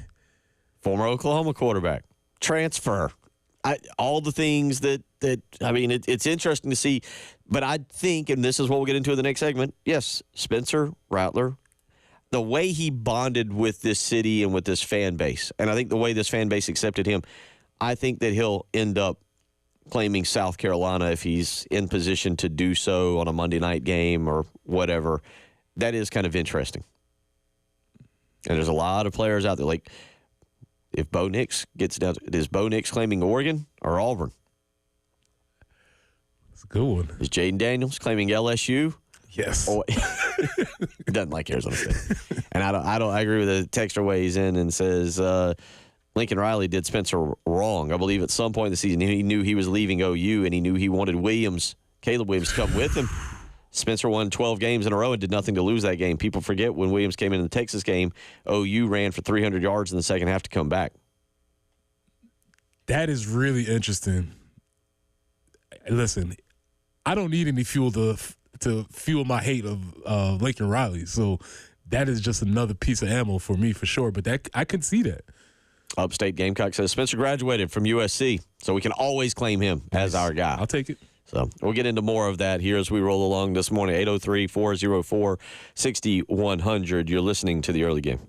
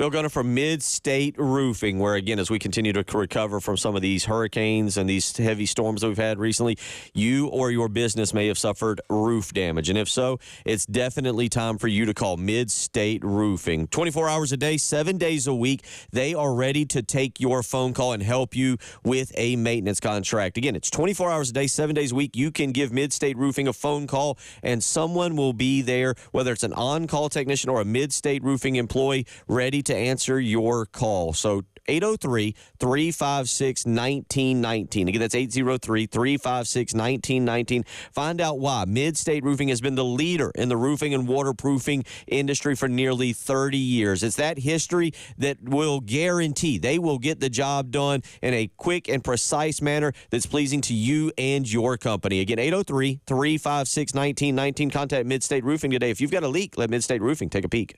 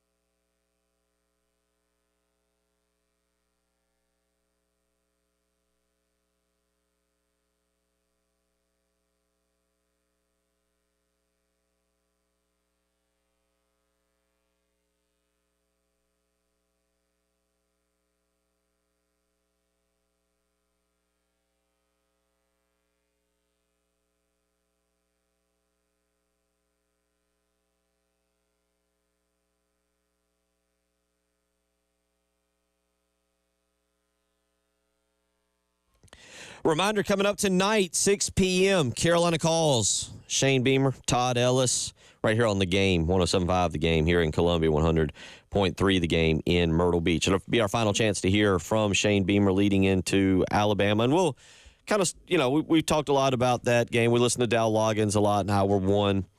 Talked a lot about Spencer Rattler. We'll wrap up some Spencer Rattler discussion coming up here in a minute. Brian Edwards of Vegas Insider due up about 8:15 this morning. And, of course, Josh Harris with Darlington Raceway coming up at about 8:30 this morning, where Preston Thorne looks to retake the lead from Reggie Anderson in our Corley Pool Solutions Checkered Flag Challenge. But it will be our final chance to hear from Shane Beamer. Tomorrow, we'll really get into the importance of this game. We've not done our thing of biggest game of Shane Beamer's career. We'll probably stay away from that one this week. Next week, however, whoa. It might not be the biggest game of Shane's career. Good point. Good point. Yeah, Caitlin DeBoer, we're going to put some pressure on you. So we'll do that tomorrow as we get ready for South Carolina, Alabama. Noon kickoff coming up on ABC on Saturday. Coach Denny weighs in. He's got a great point here. What's up? He's got a great point. If the ACC can claim all of the Olympic athletes they did this summer, then Spencer's definitely ours. Good point, Coach Denny. That's an excellent point. Solid point. A couple of y'all weighing in. I did not know this, and he might have said it out loud. I didn't. But Texter weighs in and says, Spencer has always said he is not going to claim Oklahoma. Instead, will claim South Carolina. He's got a Block C tattoo while he was here. Another texter weighs in and says he might claim his high school. And that's true. I've seen a lot of that. Yeah, that's cool. You hope. And Steve weighed in, and I really don't pay enough attention, to be honest, on this. Steve said, pretty sure Sunday Night Football is the only broadcast where they announce themselves, not Monday night. I'm not sure about that. Thank you if it's true. And also just a shout out again to Brooklyn Baptist Church, because he says Bill goes to a church for the buffet. Brooklyn Baptist Church has got a buffet. Let me tell you something. Get yourself right. It's not every church, but very good. They aren't playing. Very good. They dig. Shout out to them. And again, reminder, we'll be there today from 9 a.m. to 6 p.m. With the Hurricane Helene relief efforts. You can go by and drop off a non-perishable item. You hope Spencer Rattler, this isn't Derek Carr is going to be out a while. He's going to be out a while. I believe it's an oblique strain, whatever that means. So you hope that Spencer Rattler is able to take this and look. What the name I'm going to give you is a bit out there because nobody expects Spencer Rattler to ever be Tom Brady. But much like Drew Bledsoe went down and Tom Brady never gave up that starting spot. Story's got to start somewhere. Saints have lost 3 in a row. They're at home this week. They got the Buccaneers. Then they get a Thursday night game next week against the Broncos. I'll give you a better one than Tom Brady, and he's up. He just was up there. Russell Wilson. You get a guy who's a late draft pick. Okay. You get him on a cheap contract. You get a chance for him to insert him into an organization that's building. That way he becomes successful, but you're not paying the quarterback a whole bunch of money. You got him for the next 3 years on the cheap, and maybe you have a chance to let go of Derek Carr, even though he's been fine, but let go of him and his salary, and then you pull up the young cheap one and move forward with that. You ready for what I'm about to throw at you? Okay. You're going to love this one. 803-404-6100. Who gets to claim Spencer Rattler? Marcus Satterfield or Dow Loggins? Who gets to say, I did that? Oh. I did that. That guy is, when they're recruiting to somebody, who gets official credit? I did that. Easy answer. Okay. Easy. That's an easy answer. You ready? Yeah. Dow. Really? Yeah, because even if we look at Spencer's career, it was up and down that first year. It wasn't all roses that first year. Yes, Dow gets the late claim to that, but that's a good one. Dow, you sure? Marcus is going to point at Tennessee. He's for sure, yes. And it'll be on his resume by tonight. His resume is getting updated, Coach Spencer Rattler, for sure. Actually, and also led Spencer Rattler in 2 major upset victories. That's what I'm saying. Ooh. Which coach is the battle of the coaches that nobody wants in South Carolina? So a lot of South Carolina fans are going, oh, man. That's a good one. Which one of these two gets to claim Spencer Rattler? 803-404-6100 if you want to. That's your real sporty sport talk topic of the day. Oh, yeah. Which OC gets to claim Spencer Rattler? Which OC is the first one to show up on the sidelines in New Orleans, shaking his hand and being like, I knew you were going to be the guy. I think it's Satterfield. I think Satterfield's taking, because Satterfield's got that famous, what was the line? I say famous. I tend to be overly dramatic with stuff. You stink. People think I stink. Let's come together and prove them all wrong. But the only secret to that is Rattler did stink a little bit the first year. Just a little bit. It was a little stench. A little stench? First year. Okay. Yeah. All right. So, bit. Dow, you go Dow Loggins. Well, good luck to him. His schedule, real quick, as I was reading off there real quick, depending on how long he can run with this, he's got his first 2 games at home. And I think that's the Mercedes-Benz Stadium down there as well. Buccaneers, Broncos. Again, Broncos next Thursday night. At Chargers. And then, hey, get your tickets. Maybe if he's still starting in 4 weeks, at Carolina. Okay. Staring across the sideline at Xavier Legette. So we'll get into more of that. Hour 3 on the way. We'll do some college football pick'ems with Brian Edwards, a Vegas Insider. We'll do some Corley Pool Solutions pick'ems with our people and Josh Harris. Early game. You're listening. Hour 3 on the way.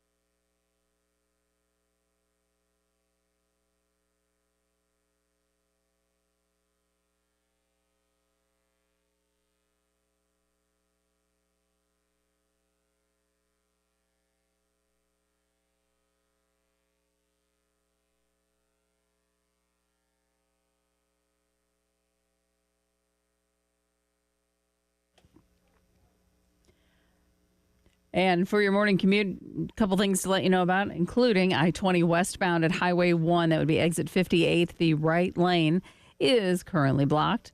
Highway 6 at I-20, an accident there. Also Highway 6 at Gibson Road. Bull Street near Elmwood Avenue, an accident slowing things down in downtown Columbia. I-77 northbound at exit 12, Forest Drive. And Kittiwake at Highway 1, getting that cleaned up as well. Looking pretty nice for the next several days as far as your forecast goes. 75 today, 74 tomorrow, low 80s for the weekend. But gonna need a jacket tomorrow. Overnight low tonight, 47.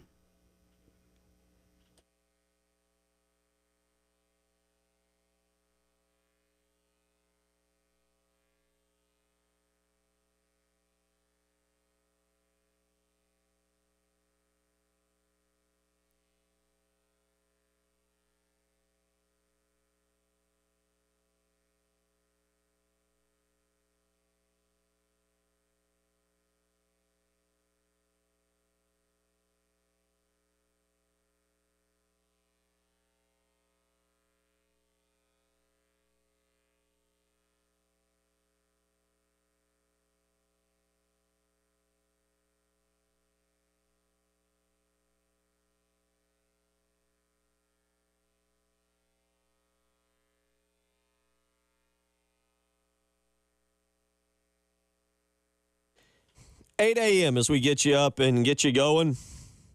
Let's try and recap everything we have kind of discussed this morning. Number one, and most importantly right now, I want to remind you, we will be at Brooklyn Baptist Church today from 9 a.m. to 6 p.m. 107.5 The Game is teaming up with the community partners. We are launching the Hurricane Helene relief effort for families in Asheville, Greenville, and Spartanburg. Today is our final day of our collection drive, so we're asking you, please bring non-perishable items. Brooklyn Baptist Church, Sunset Boulevard in West Columbia. Please bring non-perishable items, canned food, bottled water, diapers, wipes, pet food, toiletry, and feminine hygiene products there so that we can help with the relief efforts from Hurricane Helene for families in Asheville, Greenville, and Spartanburg. Yeah, and if Bill's endorsement of the buffet wasn't enough, you're back at. I Preston Thorne, defensive lineman. I support this. I support this message. His endorsement a lot more impactful than mine. I support this. So message. you can drop something off and go get a very good lunch over there, very good buffet lunch as well. That's number one. Number two, last night Major League Baseball. I'm enjoying this, Preston, and I'm surprised. I'm surprised I'm enjoying Major League Baseball right now as much as I am now. And I'm non-joking aside, all joking aside, there is some nostalgia. There's something there with afternoon playoff baseball that I thoroughly enjoy. I think it's because it matters. You're not just watching a game on a regular Wednesday afternoon. I'm not just watching the Guardians, really the Indians, versus the Tigers on Wednesday afternoon. Like, there is meaning to it. And by the way, that series has been absolutely tremendous.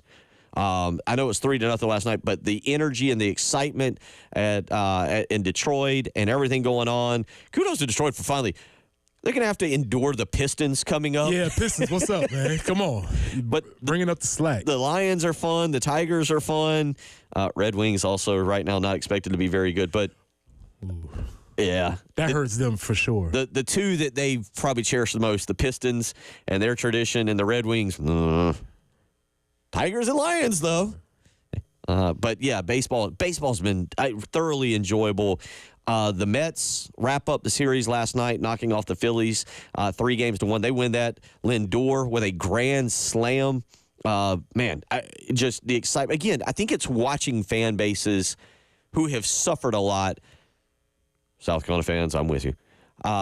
That has been enjoyable also. Also, I think that's part of the day game experience. So you see the fans, and you know these people have gotten off of work, taking their kids out of school, or whatever the case is. It's a really important event in wherever city, so it's fun to watch. I don't know how to describe it, but I really, really have enjoyed the Major League Baseball playoffs. Now, I probably could enjoy them more by staying up late and watching the Dodgers. They won last night 8-0. That's been a great series. It's had some good games, but we're going to get Friday night a Game 5. Winner take all. Dodgers, Padres, both of those teams are capable of winning the World Series. Winner takes Preston's heart. Who would you like to see right now in the World Series? I want to see Ohtani play for as long as possible. So I'm going to give me the Dodgers. I think I'm going to go with Bills. Yeah, I think I'm going to go. Welcome. I think I'm going to go. Welcome. I think I'm adapting your philosophy from the NCAA tournament. Give me Dodgers, Yankees. Yeah, I was going to say Tigers are a cool story. Please step aside if you win. Give me the big boys. If you win your divisional series and you go to the league championships, please politely remove yourself. Win a game or two. Keep me interested, but please remove yourself. I've kind of become a Mets fan, but I'm with you. If it's Mets, Dodgers, please, New York, remove yourself. I wouldn't mind. I'm not against a Subway Series, but it also would be kind of annoying. So, Mets, please step away. Allow the Dodgers, allow the Yankees to get us that nostalgia. That's perfect. The background of Los Angeles in the World Series, the cold nights in New York, I'm all for it. Baseball's been I'm surprised. I'm surprised at what I've enjoyed as much. The other thing we've talked about this morning is Dow Loggins. And, Jen, if you don't mind, let's do this again here. Dow Loggins, yesterday, meeting with the media, number 15, he talked about what did not work versus Mississippi. Here is what he had to say. What were we trying to is very vague. We didn't execute the way we need to execute. We didn't coach the way we need to coach. There was some good, and I don't know if you find good in losing, but you have to look at all aspects of it. You know, we crossed the 50-yard line 7 times. We didn't finish in the red area the way we needed to. It was definitely a game where we were going to try to shrink the game a little bit and go for it on some 4th downs. And so you start looking at what didn't work. I think we were 1 of 5 on 3rd down runs that didn't. We were trying to put it more in 4th and manageable and go for it. And we weren't explosive enough in the passing game. I think we had 2 explosive passes. It's a hard formula to win, no matter how efficient you are in the run game. And we had 2 turnovers. So when you're not explosive in the passing game and you turn the ball over and you don't finish drives, I think we had 5 drives of over 8 plays or more, and it wasn't a move the ball thing. It was a finish a drive thing. It was a finish execution. And to their credit, they played really soft zone, didn't pressure very much, and said, hey, we're going to give up yards and let them do this and that, but we'll see if they could put 10 and 12 and 13 play drives together and score touchdowns. And I'm sure it was because of the option game and all those other things. They want to make sure they had eyes on the quarterback, and that was their plan, and they executed better than we did. The other thing we've come away from this, now he didn't do it in that one, but Preston's really picked up on this, and I've started talking about it as well now, is Dow Loggins' kind of affinity, and this didn't start yesterday, but his affinity to reference the NFL. Now, here's a clip we're going to talk about. This is lack of explosive, Preston, is what I think he really hits here. This is the lack of explosives from the Gamecocks on Saturday. Jen, I apologize. This is number 16. Here is what Dow Loggins had to say regarding the lack of explosive plays Saturday afternoon against Mississippi. When the game starts going that way, you start feeling like you're playing small ball, and you're not winning, creating separation down the field, and the ball gets checked down, and you want at some point it's just you go back and look at the NFL, explosive plays and turnovers win ball games, and when you're not creating those explosive plays, and you're moving the ball and you're averaging 4 yards a carry in the run game on called run. We had 31 called runs and average 4.1 a carry. We put up some yards that way in the running game, but you got to create explosives, and when you don't, you got to break tackles, you got to make people miss, you got to hit your scheme plays, and when you don't, you're never in control of the game. So the revelation that I came across, and the disclaimer is that I enjoy listening to Dow talk about football because I think he's knowledgeable. I think he explains his thought process pretty well. But in that insight into his thought process, he continuously references the NFL. And my biggest takeaway is that, Dow, you are not in the NFL anymore. You are in the SEC. This is college football. So whatever you're thinking about the NFL, that does not apply here. This is a different space than what you did in the NFL. And in other clips, he talks about talking to his NFL buddies about attacking certain schemes. You're not in the NFL. They cannot help you. And I made the reference to my previous career as being a high school teacher, me walking into an elementary school and telling them, well, this is how we did it in high school. It doesn't apply. You're doing two totally different things, and it takes a different skill set and a different mindset to make those things successful. And I've heard him say that before, but today was the first time where it really clicked, like, oh, that might be the issue with how these game plans are being put together. He thinks he's still in the NFL. He thinks he can just take what he did in the NFL and move it to college football, and they're two separate options, two totally different things. Those are the things we've been discussing this morning, and we'll get back into it a little bit. We'll definitely come back to this tomorrow on the Dow Loggins things. We'll really get into breaking down South Carolina, Alabama tomorrow, and what all. There are some things there that we've talked about. We've talked this week about the penalties. Both of these teams struggle with penalties. Both of these teams right now on different wavelengths with what they're trying to do. And we'll get into a lot of that tomorrow, and we will certainly come back. We'll also tomorrow get into a little bit of what Clayton White had to say yesterday as well, but we'll do that tomorrow. Coming up in the next segment, we'll speak with Brian Edwards, VegasInsider.com. He's got a bunch of picks that he sent to me. We'll get into those. You're listening to The Early Game.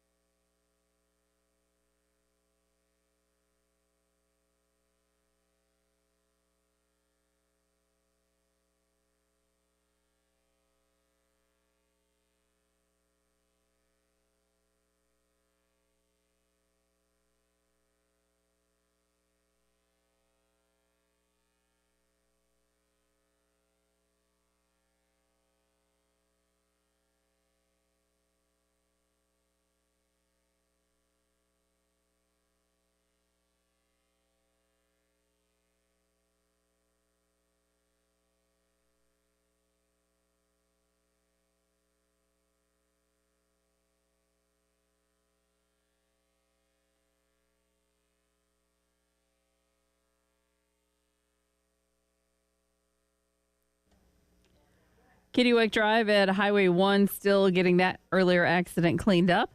I-77 northbound at Forest Drive, also a tie-up. Highway 6 at Gibson Road, an accident there.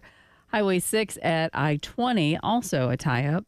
In downtown Columbia, Bull Street near Elmwood Avenue. And if you're traveling on I-20 westbound at Highway 1, exit 58, the right lane is blocked. 75 will be our high today, pretty much the same tomorrow. The overnight low tonight of 47. So waking up tomorrow, heading to school, heading to work, probably need a sweatshirt or a jacket or something like that till get a little bit warmer in the day. Currently, it is windy and 62 on the early game.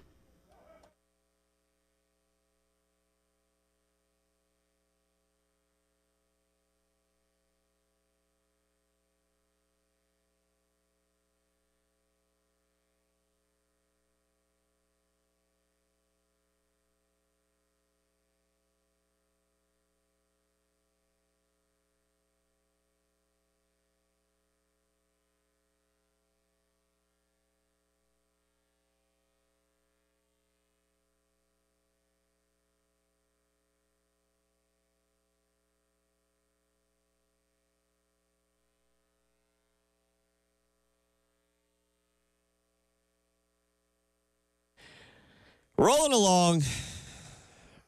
Sometimes you gotta tune in. I try to get out of the way of the video if we're having a really crazy conversation, but you can tune in.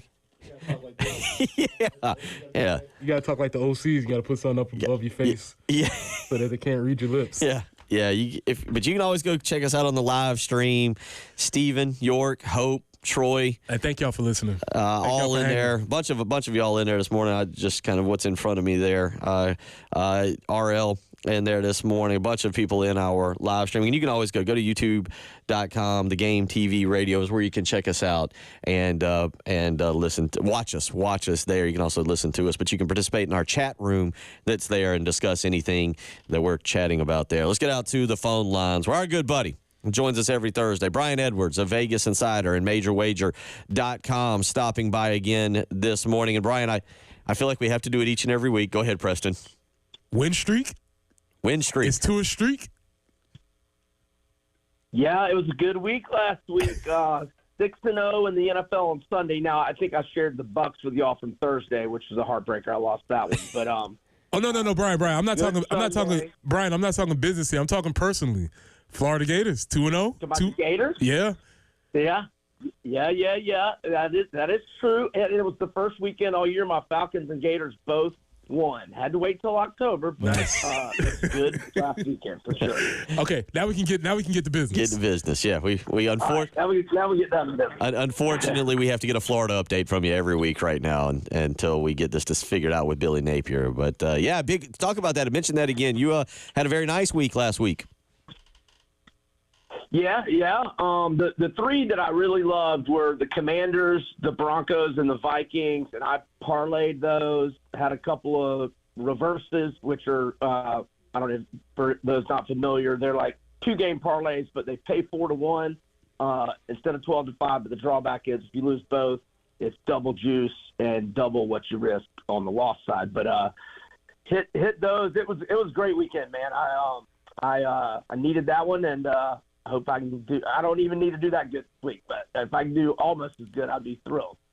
Well, let's start with the NFL. Broncos and Chargers. Broncos getting 3 this weekend there. Your thoughts? Yeah, so Bo Nix throws 4 interceptions in the first 2 games, and Denver loses twice. The last 3 games, no interceptions from the rookie, or no turnovers whatsoever. No fumbles, no interceptions from the rookie whatsoever. And that's a great recipe when you have an elite defense. And right now, Denver's ranked 3rd in the NFL in both total defense and scoring defense, only giving up 14.6 points per game. They've been an underdog 4 times this year. They're 3-1 against the spread with 2 outright wins.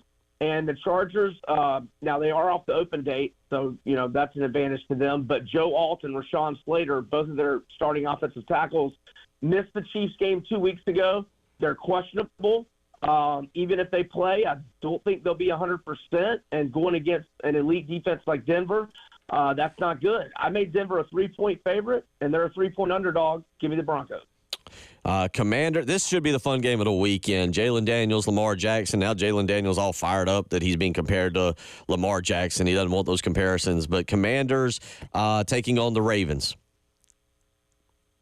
Yeah, I'm riding the Commanders. I've had them 4 weeks in a row successfully, and now we get them as an underdog. Now, I'm not as confident in them this week as I was -3 to the Browns last week. That was my favorite bet of the year so far, and I bet it accordingly. But I do like the Commanders again, and I'd buy the half point from 6.5 to 7. Looks like a couple of offshores moved to 6 overnight. So if your number is 6, that's okay. I still like it, but I like it better if you can, buy the half point to 7. I mean, Washington, they're on fire. The defense looked terrible early in the year, but they look to be getting better. Not that they've faced the best offenses the last couple of weeks, but Jaden Daniels just continues to get it done. I won't bore you with all the stats, but they're spectacular.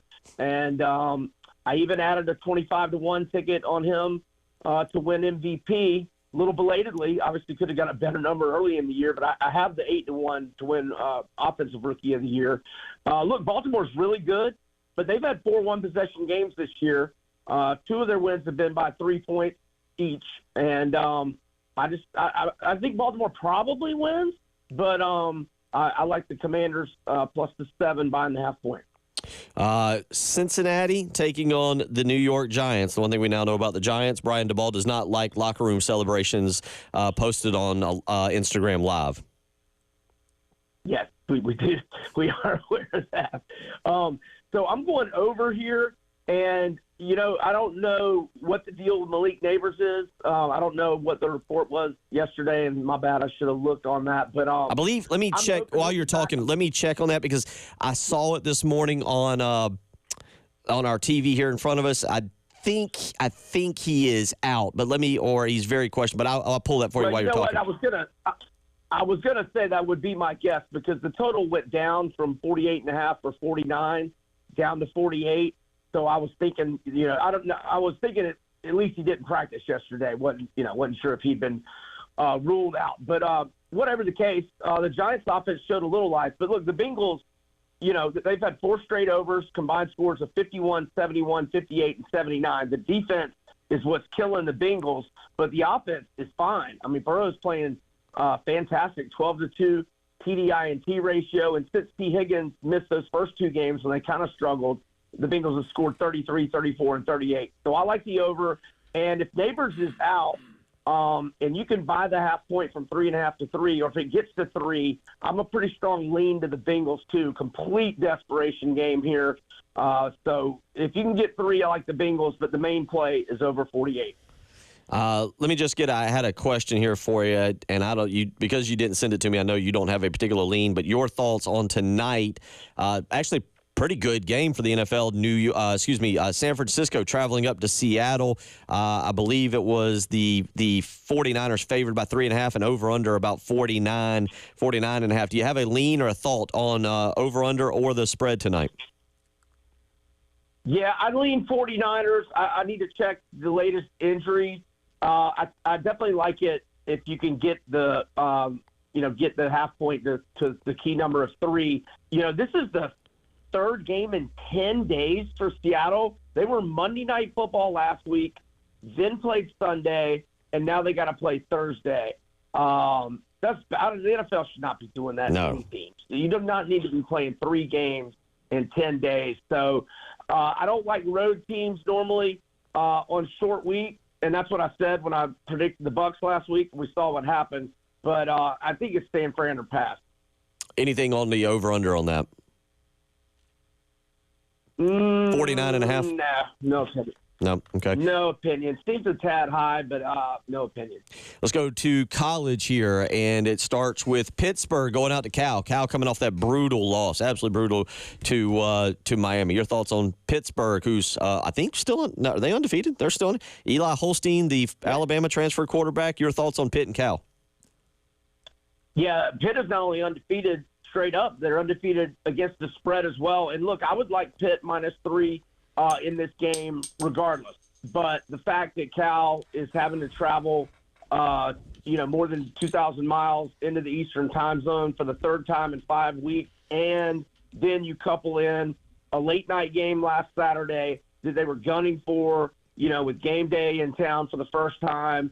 And you have a 35-10 lead midway through the third quarter, and just epic comeback by Miami and a collapse by Cal. They have to be, physically, emotionally, mentally drained, and now they got to fly back to the East Coast again. And like you said, Holstein, he's playing great football. 1,564 passing yards, 15-3 TDI and T ratio, 265 rushing yards, 3 touchdowns, 5.5 yards per carry average. Pitt's 4th nationally in total offense, 6th in passing yards and scoring, averaging 45.6 points per game. I like Pitt -3. Now, I got it -3 early in the week. Looks like a lot of books have moved to 3.5, but some have it at -105. By that half point, the key number 3, with it being -105, it should probably only cost -125 to get it to 3. I don't know if this is a surprise. I don't know what to make of this. Vanderbilt, they come off of the win over Alabama, and now they're a 14-point dog to Kentucky, at Kentucky. Your thoughts? Yeah, I'm having to, make listeners that are tailing buy a lot of half points this week, but definitely buy the half point from 13.5 to 14. And if you agree with me, do it now, because it looks like Circa has moved to 13. Now, I know a lot of people will be, thinking, well, this is the vintage letdown scenario. And I agree. It's the perfect, quote unquote, spot for Kentucky. You have 2 weeks to prepare. You're at home, and your opponent is, coming off the biggest win in program history. They'd never beaten a top 5 team. They beat the number 1 team in the country. So that just screams letdown. Well, I think the letdown has been cooked into the spread too much. I made Kentucky an 8-point favorite, and, I believe in Diego Pavia. And 13.5, I believe, is way too many. And I'm going with Vandy, again, by the half point to 14. Pavia, 8 touchdown passes, no interceptions, 336 rushing yards, 2 touchdowns. That's a team best in rushing yards, and also 973 passing yards. He's just playing great, and I believe in him. And I'm getting a little small taste of the money line around plus 400 as well, but the main play, Vandy plus 14. And final one, I think you've sent me here. It's your Gators. They travel up to Tennessee, and you're liking the Gators plus 15.5. Smallest play for me here. Not a big opinion. I wouldn't risk much, but Florida has, just a slight bit of momentum. They've won back-to-back at Mississippi State and beaten UCF at home, so that they've got, their first little, feelings of success here. And look, as a double-digit underdog under Napier, Florida's gone 4-2 against the spread. And you go back to his time at Louisiana as a double-digit underdog, he went 5-1-1. So Napier, in his career as a double-digit underdog, 9-3-1 ATS. And look, the Gators own Tennessee. The last 19 head-to-head meetings, Florida's 17-2 straight up, 14-5 ATS. And Tennessee's offense put up those great numbers the first 3 weeks, but the last two games against Oklahoma and Arkansas, they scored 25 and they scored 14. So they're not looking like the juggernaut they were earlier in the year. Now, look, they should be able to run the ball down Florida's throat, but I think Florida's going to be able to score, and they get their best offensive weapon, Eugene Wilson, back. He's been out the last 2 games. So small opinion on Florida plus 15.5. Brian, we always appreciate it. Again, make sure you follow him on Twitter. You can do that. Go to at Vegas B Edwards is how you can follow him. And again, make sure you check out his work on MajorWager.com as well as Vegas Insider. Brian, we always appreciate it. Hope you have a safe weekend, and we look forward to catching up next week. Thanks, fellas. Y'all have a great weekend as well. Appreciate it. Take care. Again, follow him on Twitter is the way you can do that. Vegas B Edwards.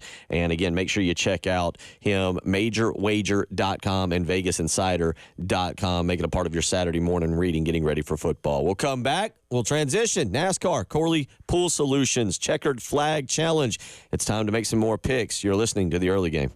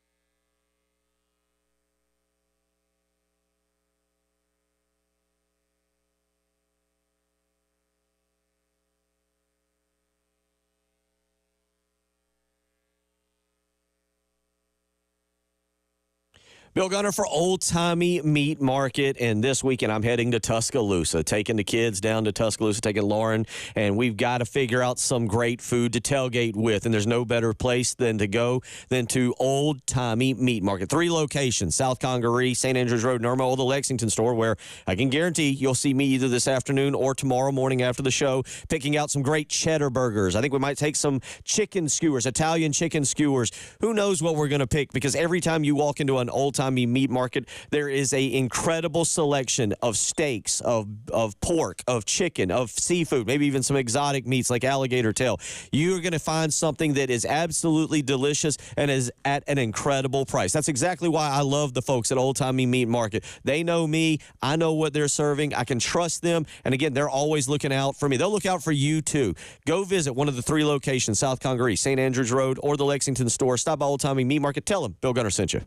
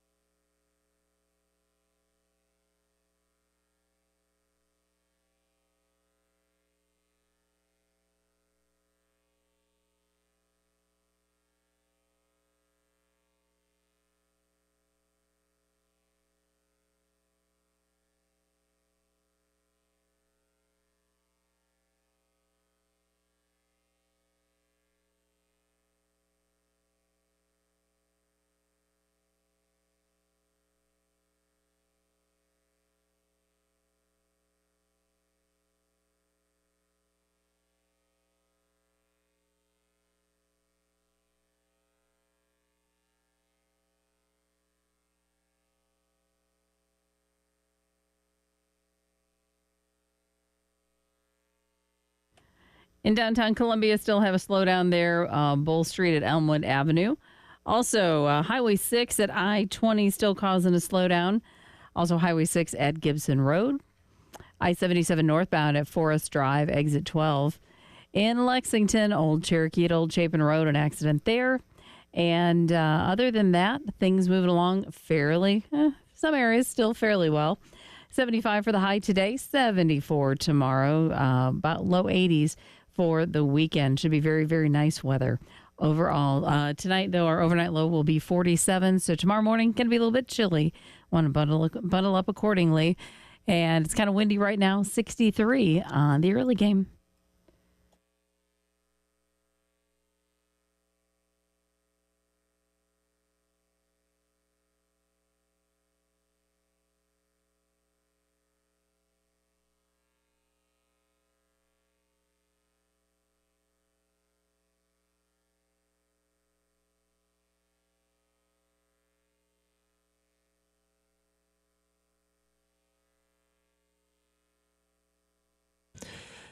Rolling along here on your Thursday morning. Big thank you, as always, to Brian Edwards for his picks. We'll get that up on the podcast page later on today in case you missed it. But getting ready now. Oh, nope. We got him. Yeah, all right. Good. We got our buddy, Josh Harris, Darlington Raceway president, as we are heading into the final stretch, Josh, if you will. 3 races to go. And I just want to point out.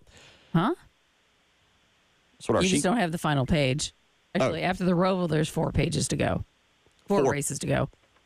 Oh, okay. I thought, okay, no problem. Sorry about that. Well, here's what I do want to point out. I am in the lead over the last 3 weeks. I am over the last 3 weeks. Following my Hamlin strategy. My Hamlin strategy over the last 3 weeks has produced 12 points. Mr. Harris has 11. Reggie has 9. Preston has 9, Reggie has 8, and Jen has 7. So we were just counting the last 3 weeks, guys. Good job, Bill Gunner. Excellent work on the Hamlin strategy. Nah. Hey, whatever makes you feel good, Bill. Whatever gets you through the night there, buddy. Got to do what you got to. By the way, we'll skip my pick. You guys know who I'm taking, so when we start picks here in just a minute, we'll go. I should irritate the tar out of him. And oh, no, I don't have the first pick again this week. I just realized that. I have the first pick. Oh, dear. Yeah. There will be a fight in Jen's studio if she takes Hamlin. I will fight her on our live stream. Josh, how you doing this morning, buddy? Good to see you. Good to talk to you. Oh, doing good. Let's get it. Jen's got the information. We got the track laps for charity that you guys are doing this afternoon. I know you're excited about that. Jen's excited about that. Give us a little information there. Yeah, 5 to 7 today. We'll be doing track laps for charity, special edition that we added in response to Hurricane Helene a couple weeks ago. And all the funds that we raised through this one are going to go directly to the American Red Cross and their relief efforts, specifically supporting those in the Carolinas that have been impacted. So come on out, 5 to 7, $25 for 3 laps. You can do it as many times as you want for that $25 donation. Keep giving us those funds, and we'll keep sending you out there on the track. And if you've got any non-perishable items that you want to send up that way, we're also collecting those throughout the week through this Saturday, and then we're going to get those sent up there too. I love that. Now, I know you also opened up some campgrounds for evacuees and stuff like that. So people have been taking advantage of that? Well, we opened up yesterday morning about this time. We've had one family come in their RV. I haven't been able to get back out there to see how it's going today, if we had any more come overnight. But, even if it's just that one family that was able to take advantage, it was well worth it for us. And just another, our team really wanted to just be able to pull together and whatever we could do as not being impacted significantly by these storms to help out others. And so I'm proud of our team for putting all the ideas together and then quickly responding and pulling it off. No, that's great. And the track laps for charity, I know you help various charities throughout the year, and it is a fun event. So if anybody here in the Midlands has an opportunity, or if you are in Florence, it's very easy track to get to, and it's just a lot of fun to get out there and kind of get a feel for the banking, to see when they talk about, okay, there's bumps in this turn, or coming off of turn 2, there's this. You can actually kind of experience that, and you don't have to go 180 miles an hour to do it. Well, they won't let you anyway. But so I encourage people, anytime they have one of those activities for the track laps for charity, go. It's fun. Vroom. Yeah. Good luck keeping Jen out of there. If you ever want to get down there again 5 to 7 a day, typically you will see Jen down there knocking little kids out of the way so she can ride the 3 laps and have a good time. Josh, real quick here, I want to get into this more next week. You're kind of coming up on your first season there in Darlington. But how have you viewed this NASCAR season so far here as we come down to these final 4 races? Yeah, I mean, I think it's been a very competitive season, especially even continuing through the playoffs with a number of first-time winners of the season. I think we're now at maybe 17 or 18 for the whole year, which is pretty close to the record from the first year of the next-gen car. So from that standpoint, it's been very competitive. I think you've had different drivers start off the season really hot. You had Ford kind of the first 12 weeks of the season without a victory, and then they've really turned it on through the middle and into the season. So a lot of interesting storylines. Obviously, a lot of storylines connecting on and off track with different things. So overall, I think it's been a good season. I'm curious to see how things play out here at the Roval this weekend. You've got a Joey Logano, Austin Cindric below the cut line, Daniel Suarez, who's won at a road course in the past. So some names down there on the bubble, and I think even the guys ahead. You got Elliott, Reddick, Blaney, especially Reddick and Elliott. I think you got to watch out for what happens this weekend, and you could see one of those guys below the bubble jump up there and take one of those spots. All right, so we head to the Roval race. Now we'll get more into your thoughts next week when we now know the final round of 8. But let's get these going. Jen, I did not realize this. I've moved in front of Jen with my Hamlin strategy. Jen's got first pick. Where are you going, Jen? Don't do this.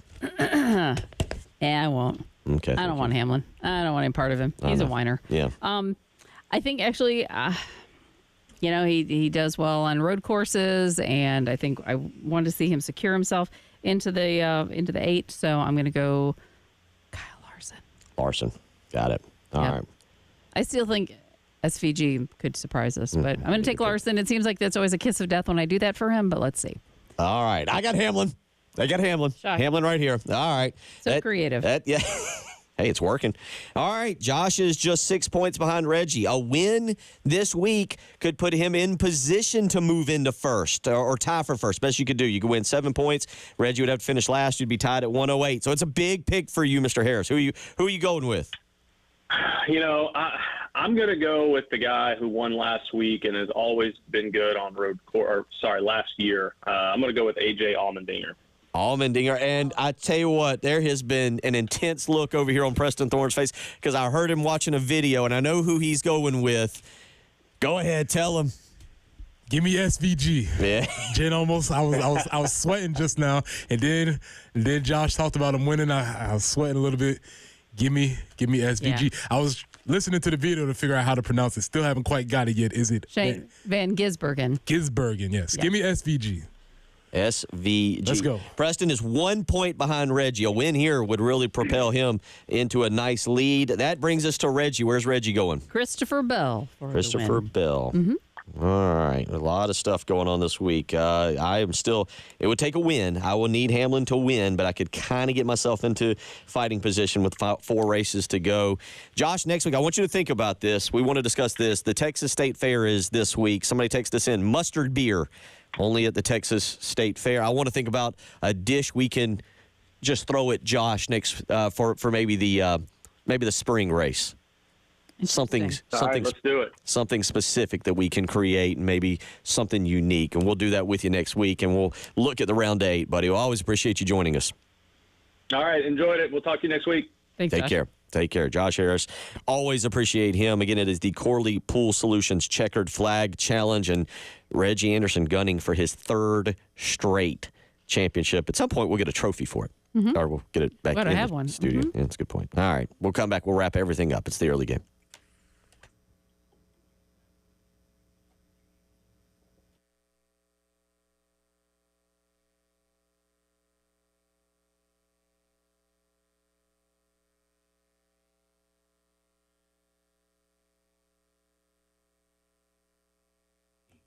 Bill Gunner for the Ecton Law Firm. If you or your business has received one of those nasty notifications from the IRS and now you're stressed out, you're worried, you're staying up at night, don't be. Turn to the superheroes of dealing with the IRS. That is John Ecton and his team. They've got proven solutions to help you or your business navigate the IRS maze, and it all starts with a free consultation.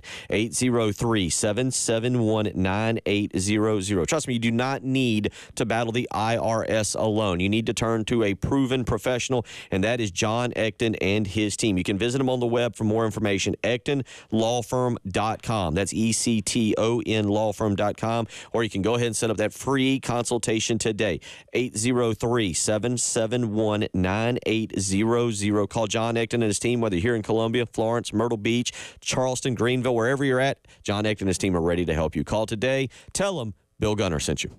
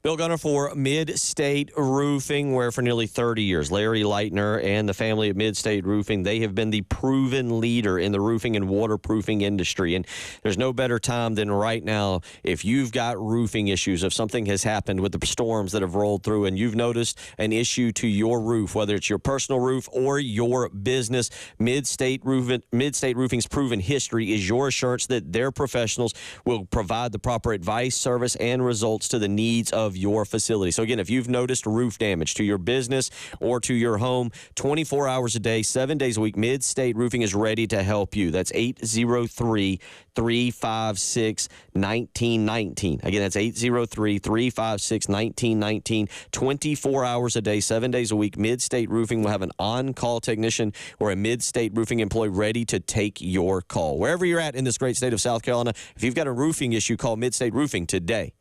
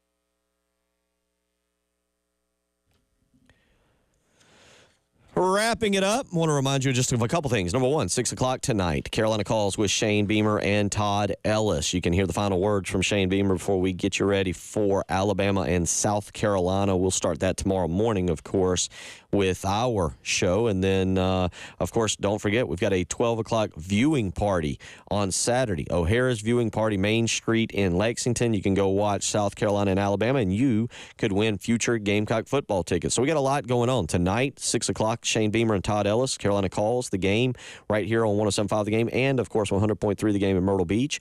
Tomorrow, Preston and I will start getting you ready. We'll really deep dive into this game. We've not done a huge deep dive. It's been a busy week, and we'll get into that in just a second. And then, of course, don't forget, 12 p.m. on Saturday, O'Hara's viewing party, Main Street in Lexington. Come on out, watch South Carolina, Alabama, and you could win future Gamecock football tickets. Preston, yeah, we'll deep dive into this game tomorrow and really analyze. There's been so many, in my opinion, you tell me if you think I'm wrong, so many things coming off of the Mississippi game that we're now reanalyzing and wondering and questioning. Alabama, I think we are in a way now watching them. You mentioned it. This is legitimately maybe the biggest game. And I know he played in a national championship game, but this is maybe legitimately the biggest game of Kalen DeBoer's career because he's being questioned now. Yeah, you can say biggest, maybe most pressure packed. I don't know how you want to quantify it, but this game is a huge spot for Kalen DeBoer and his future at Alabama. I don't know if it is or isn't in terms of a game he needs to blow South Carolina out to reassure his fans. I've said it, and I'll say it a lot tomorrow. To me, South Carolina's goal here is to get this thing to the final 10 minutes and have it be a one-score game where the fan base is looking up at the scoreboard, the players are looking up at the scoreboard, Kalen DeBoer is looking up at the scoreboard, and you've got some tight heinies over there about what could occur if they were to lose that game. If South Carolina was to hit a play, cause a turnover, or something like that, and have a chance to win that game. Yeah, this fan base has been spoiled rotten. Right. Rotten. And so them losing a game, losing the Vandy, then having little old South Carolina come in and put them in a little bit of a blender, that might really stress some folks out in Tuscaloosa. We've played a lot of Dow logins today, and tomorrow we'll come back and probably play some of the same stuff because, as I said, we'll get into the X's and O's of it and really analyze what does South Carolina have to do in this game. And I'll speak for myself, to get it to a one-score game with 10 minutes to go. Who knows? You never know. I mean, South Carolina could show up and maybe Alabama's just out of it, mentally out of it. The fans are mentally out of it. It's an early game, and South Carolina's holding the lead with 10 minutes to go. But to me, it's have this thing like 24-17, 27-20 with 10 minutes to go where you're a score down, and if you tie it up, Jalen Milroe, Ryan Williams, whomever, they've got to come up with a big play in a crowd that's already seen you below a huge lead to Alabama, lose to Vanderbilt, and now maybe is questioning their team and their leader. Yeah, and I had some statistics we'll talk about on tomorrow, what the defense has looked at for the past 6 quarters for Alabama, and it's been really bad, not even close to good. So there are opportunities, and I'll just say this. When we say in Bama, this is not Nick Saban's not coaching. So this is a totally new team. Yes, they have all the talent, but you can't just say Bama and expect things to be connotated with that in this because it's not necessarily true. And there's some defensive statistics that really show this isn't Nick Saban's Alabama. No. So, yeah, we'll get into all of that tomorrow. Also tomorrow, we might have to dive into a little bit of this. Obviously, the State Fair has started just down the road from us. Drove over there yesterday. And this texter, as I said, weighed in. Mustard beer, only at the Texas State Fair. That does... I don't even know what that means. I'm not a flavored beer. Mustard flavored beer. We're gonna have to get some clarification. I need clarification on that. It doesn't sound good anyway that I picture it in my mind, but whatever. Yeah, there's nothing delicious about whatever may be being suggested there. Robert weighs in, and Robert has issue with our Corley Pool Solutions Checkered Flag Challenge, more specifically with me. When are y'all going to limit how many times you pick a driver like NASCAR Fantasy? See, Bill has exploited a loophole in the thing. We're going to have to put a rule in place. And are we shocked by this? No. It's not my fault. I'm trying to make a comeback here late in the game. I mean, we're down to our last strike, essentially. No, we're not going to edit. We're not going to change that. If I want to pick Hamlin, and I can every time, I may. We'll come back tomorrow. We'll do it all again. Maybe talk a little fair food, but really get into that Alabama-South Carolina game. Yes, sir. Y'all have a great day.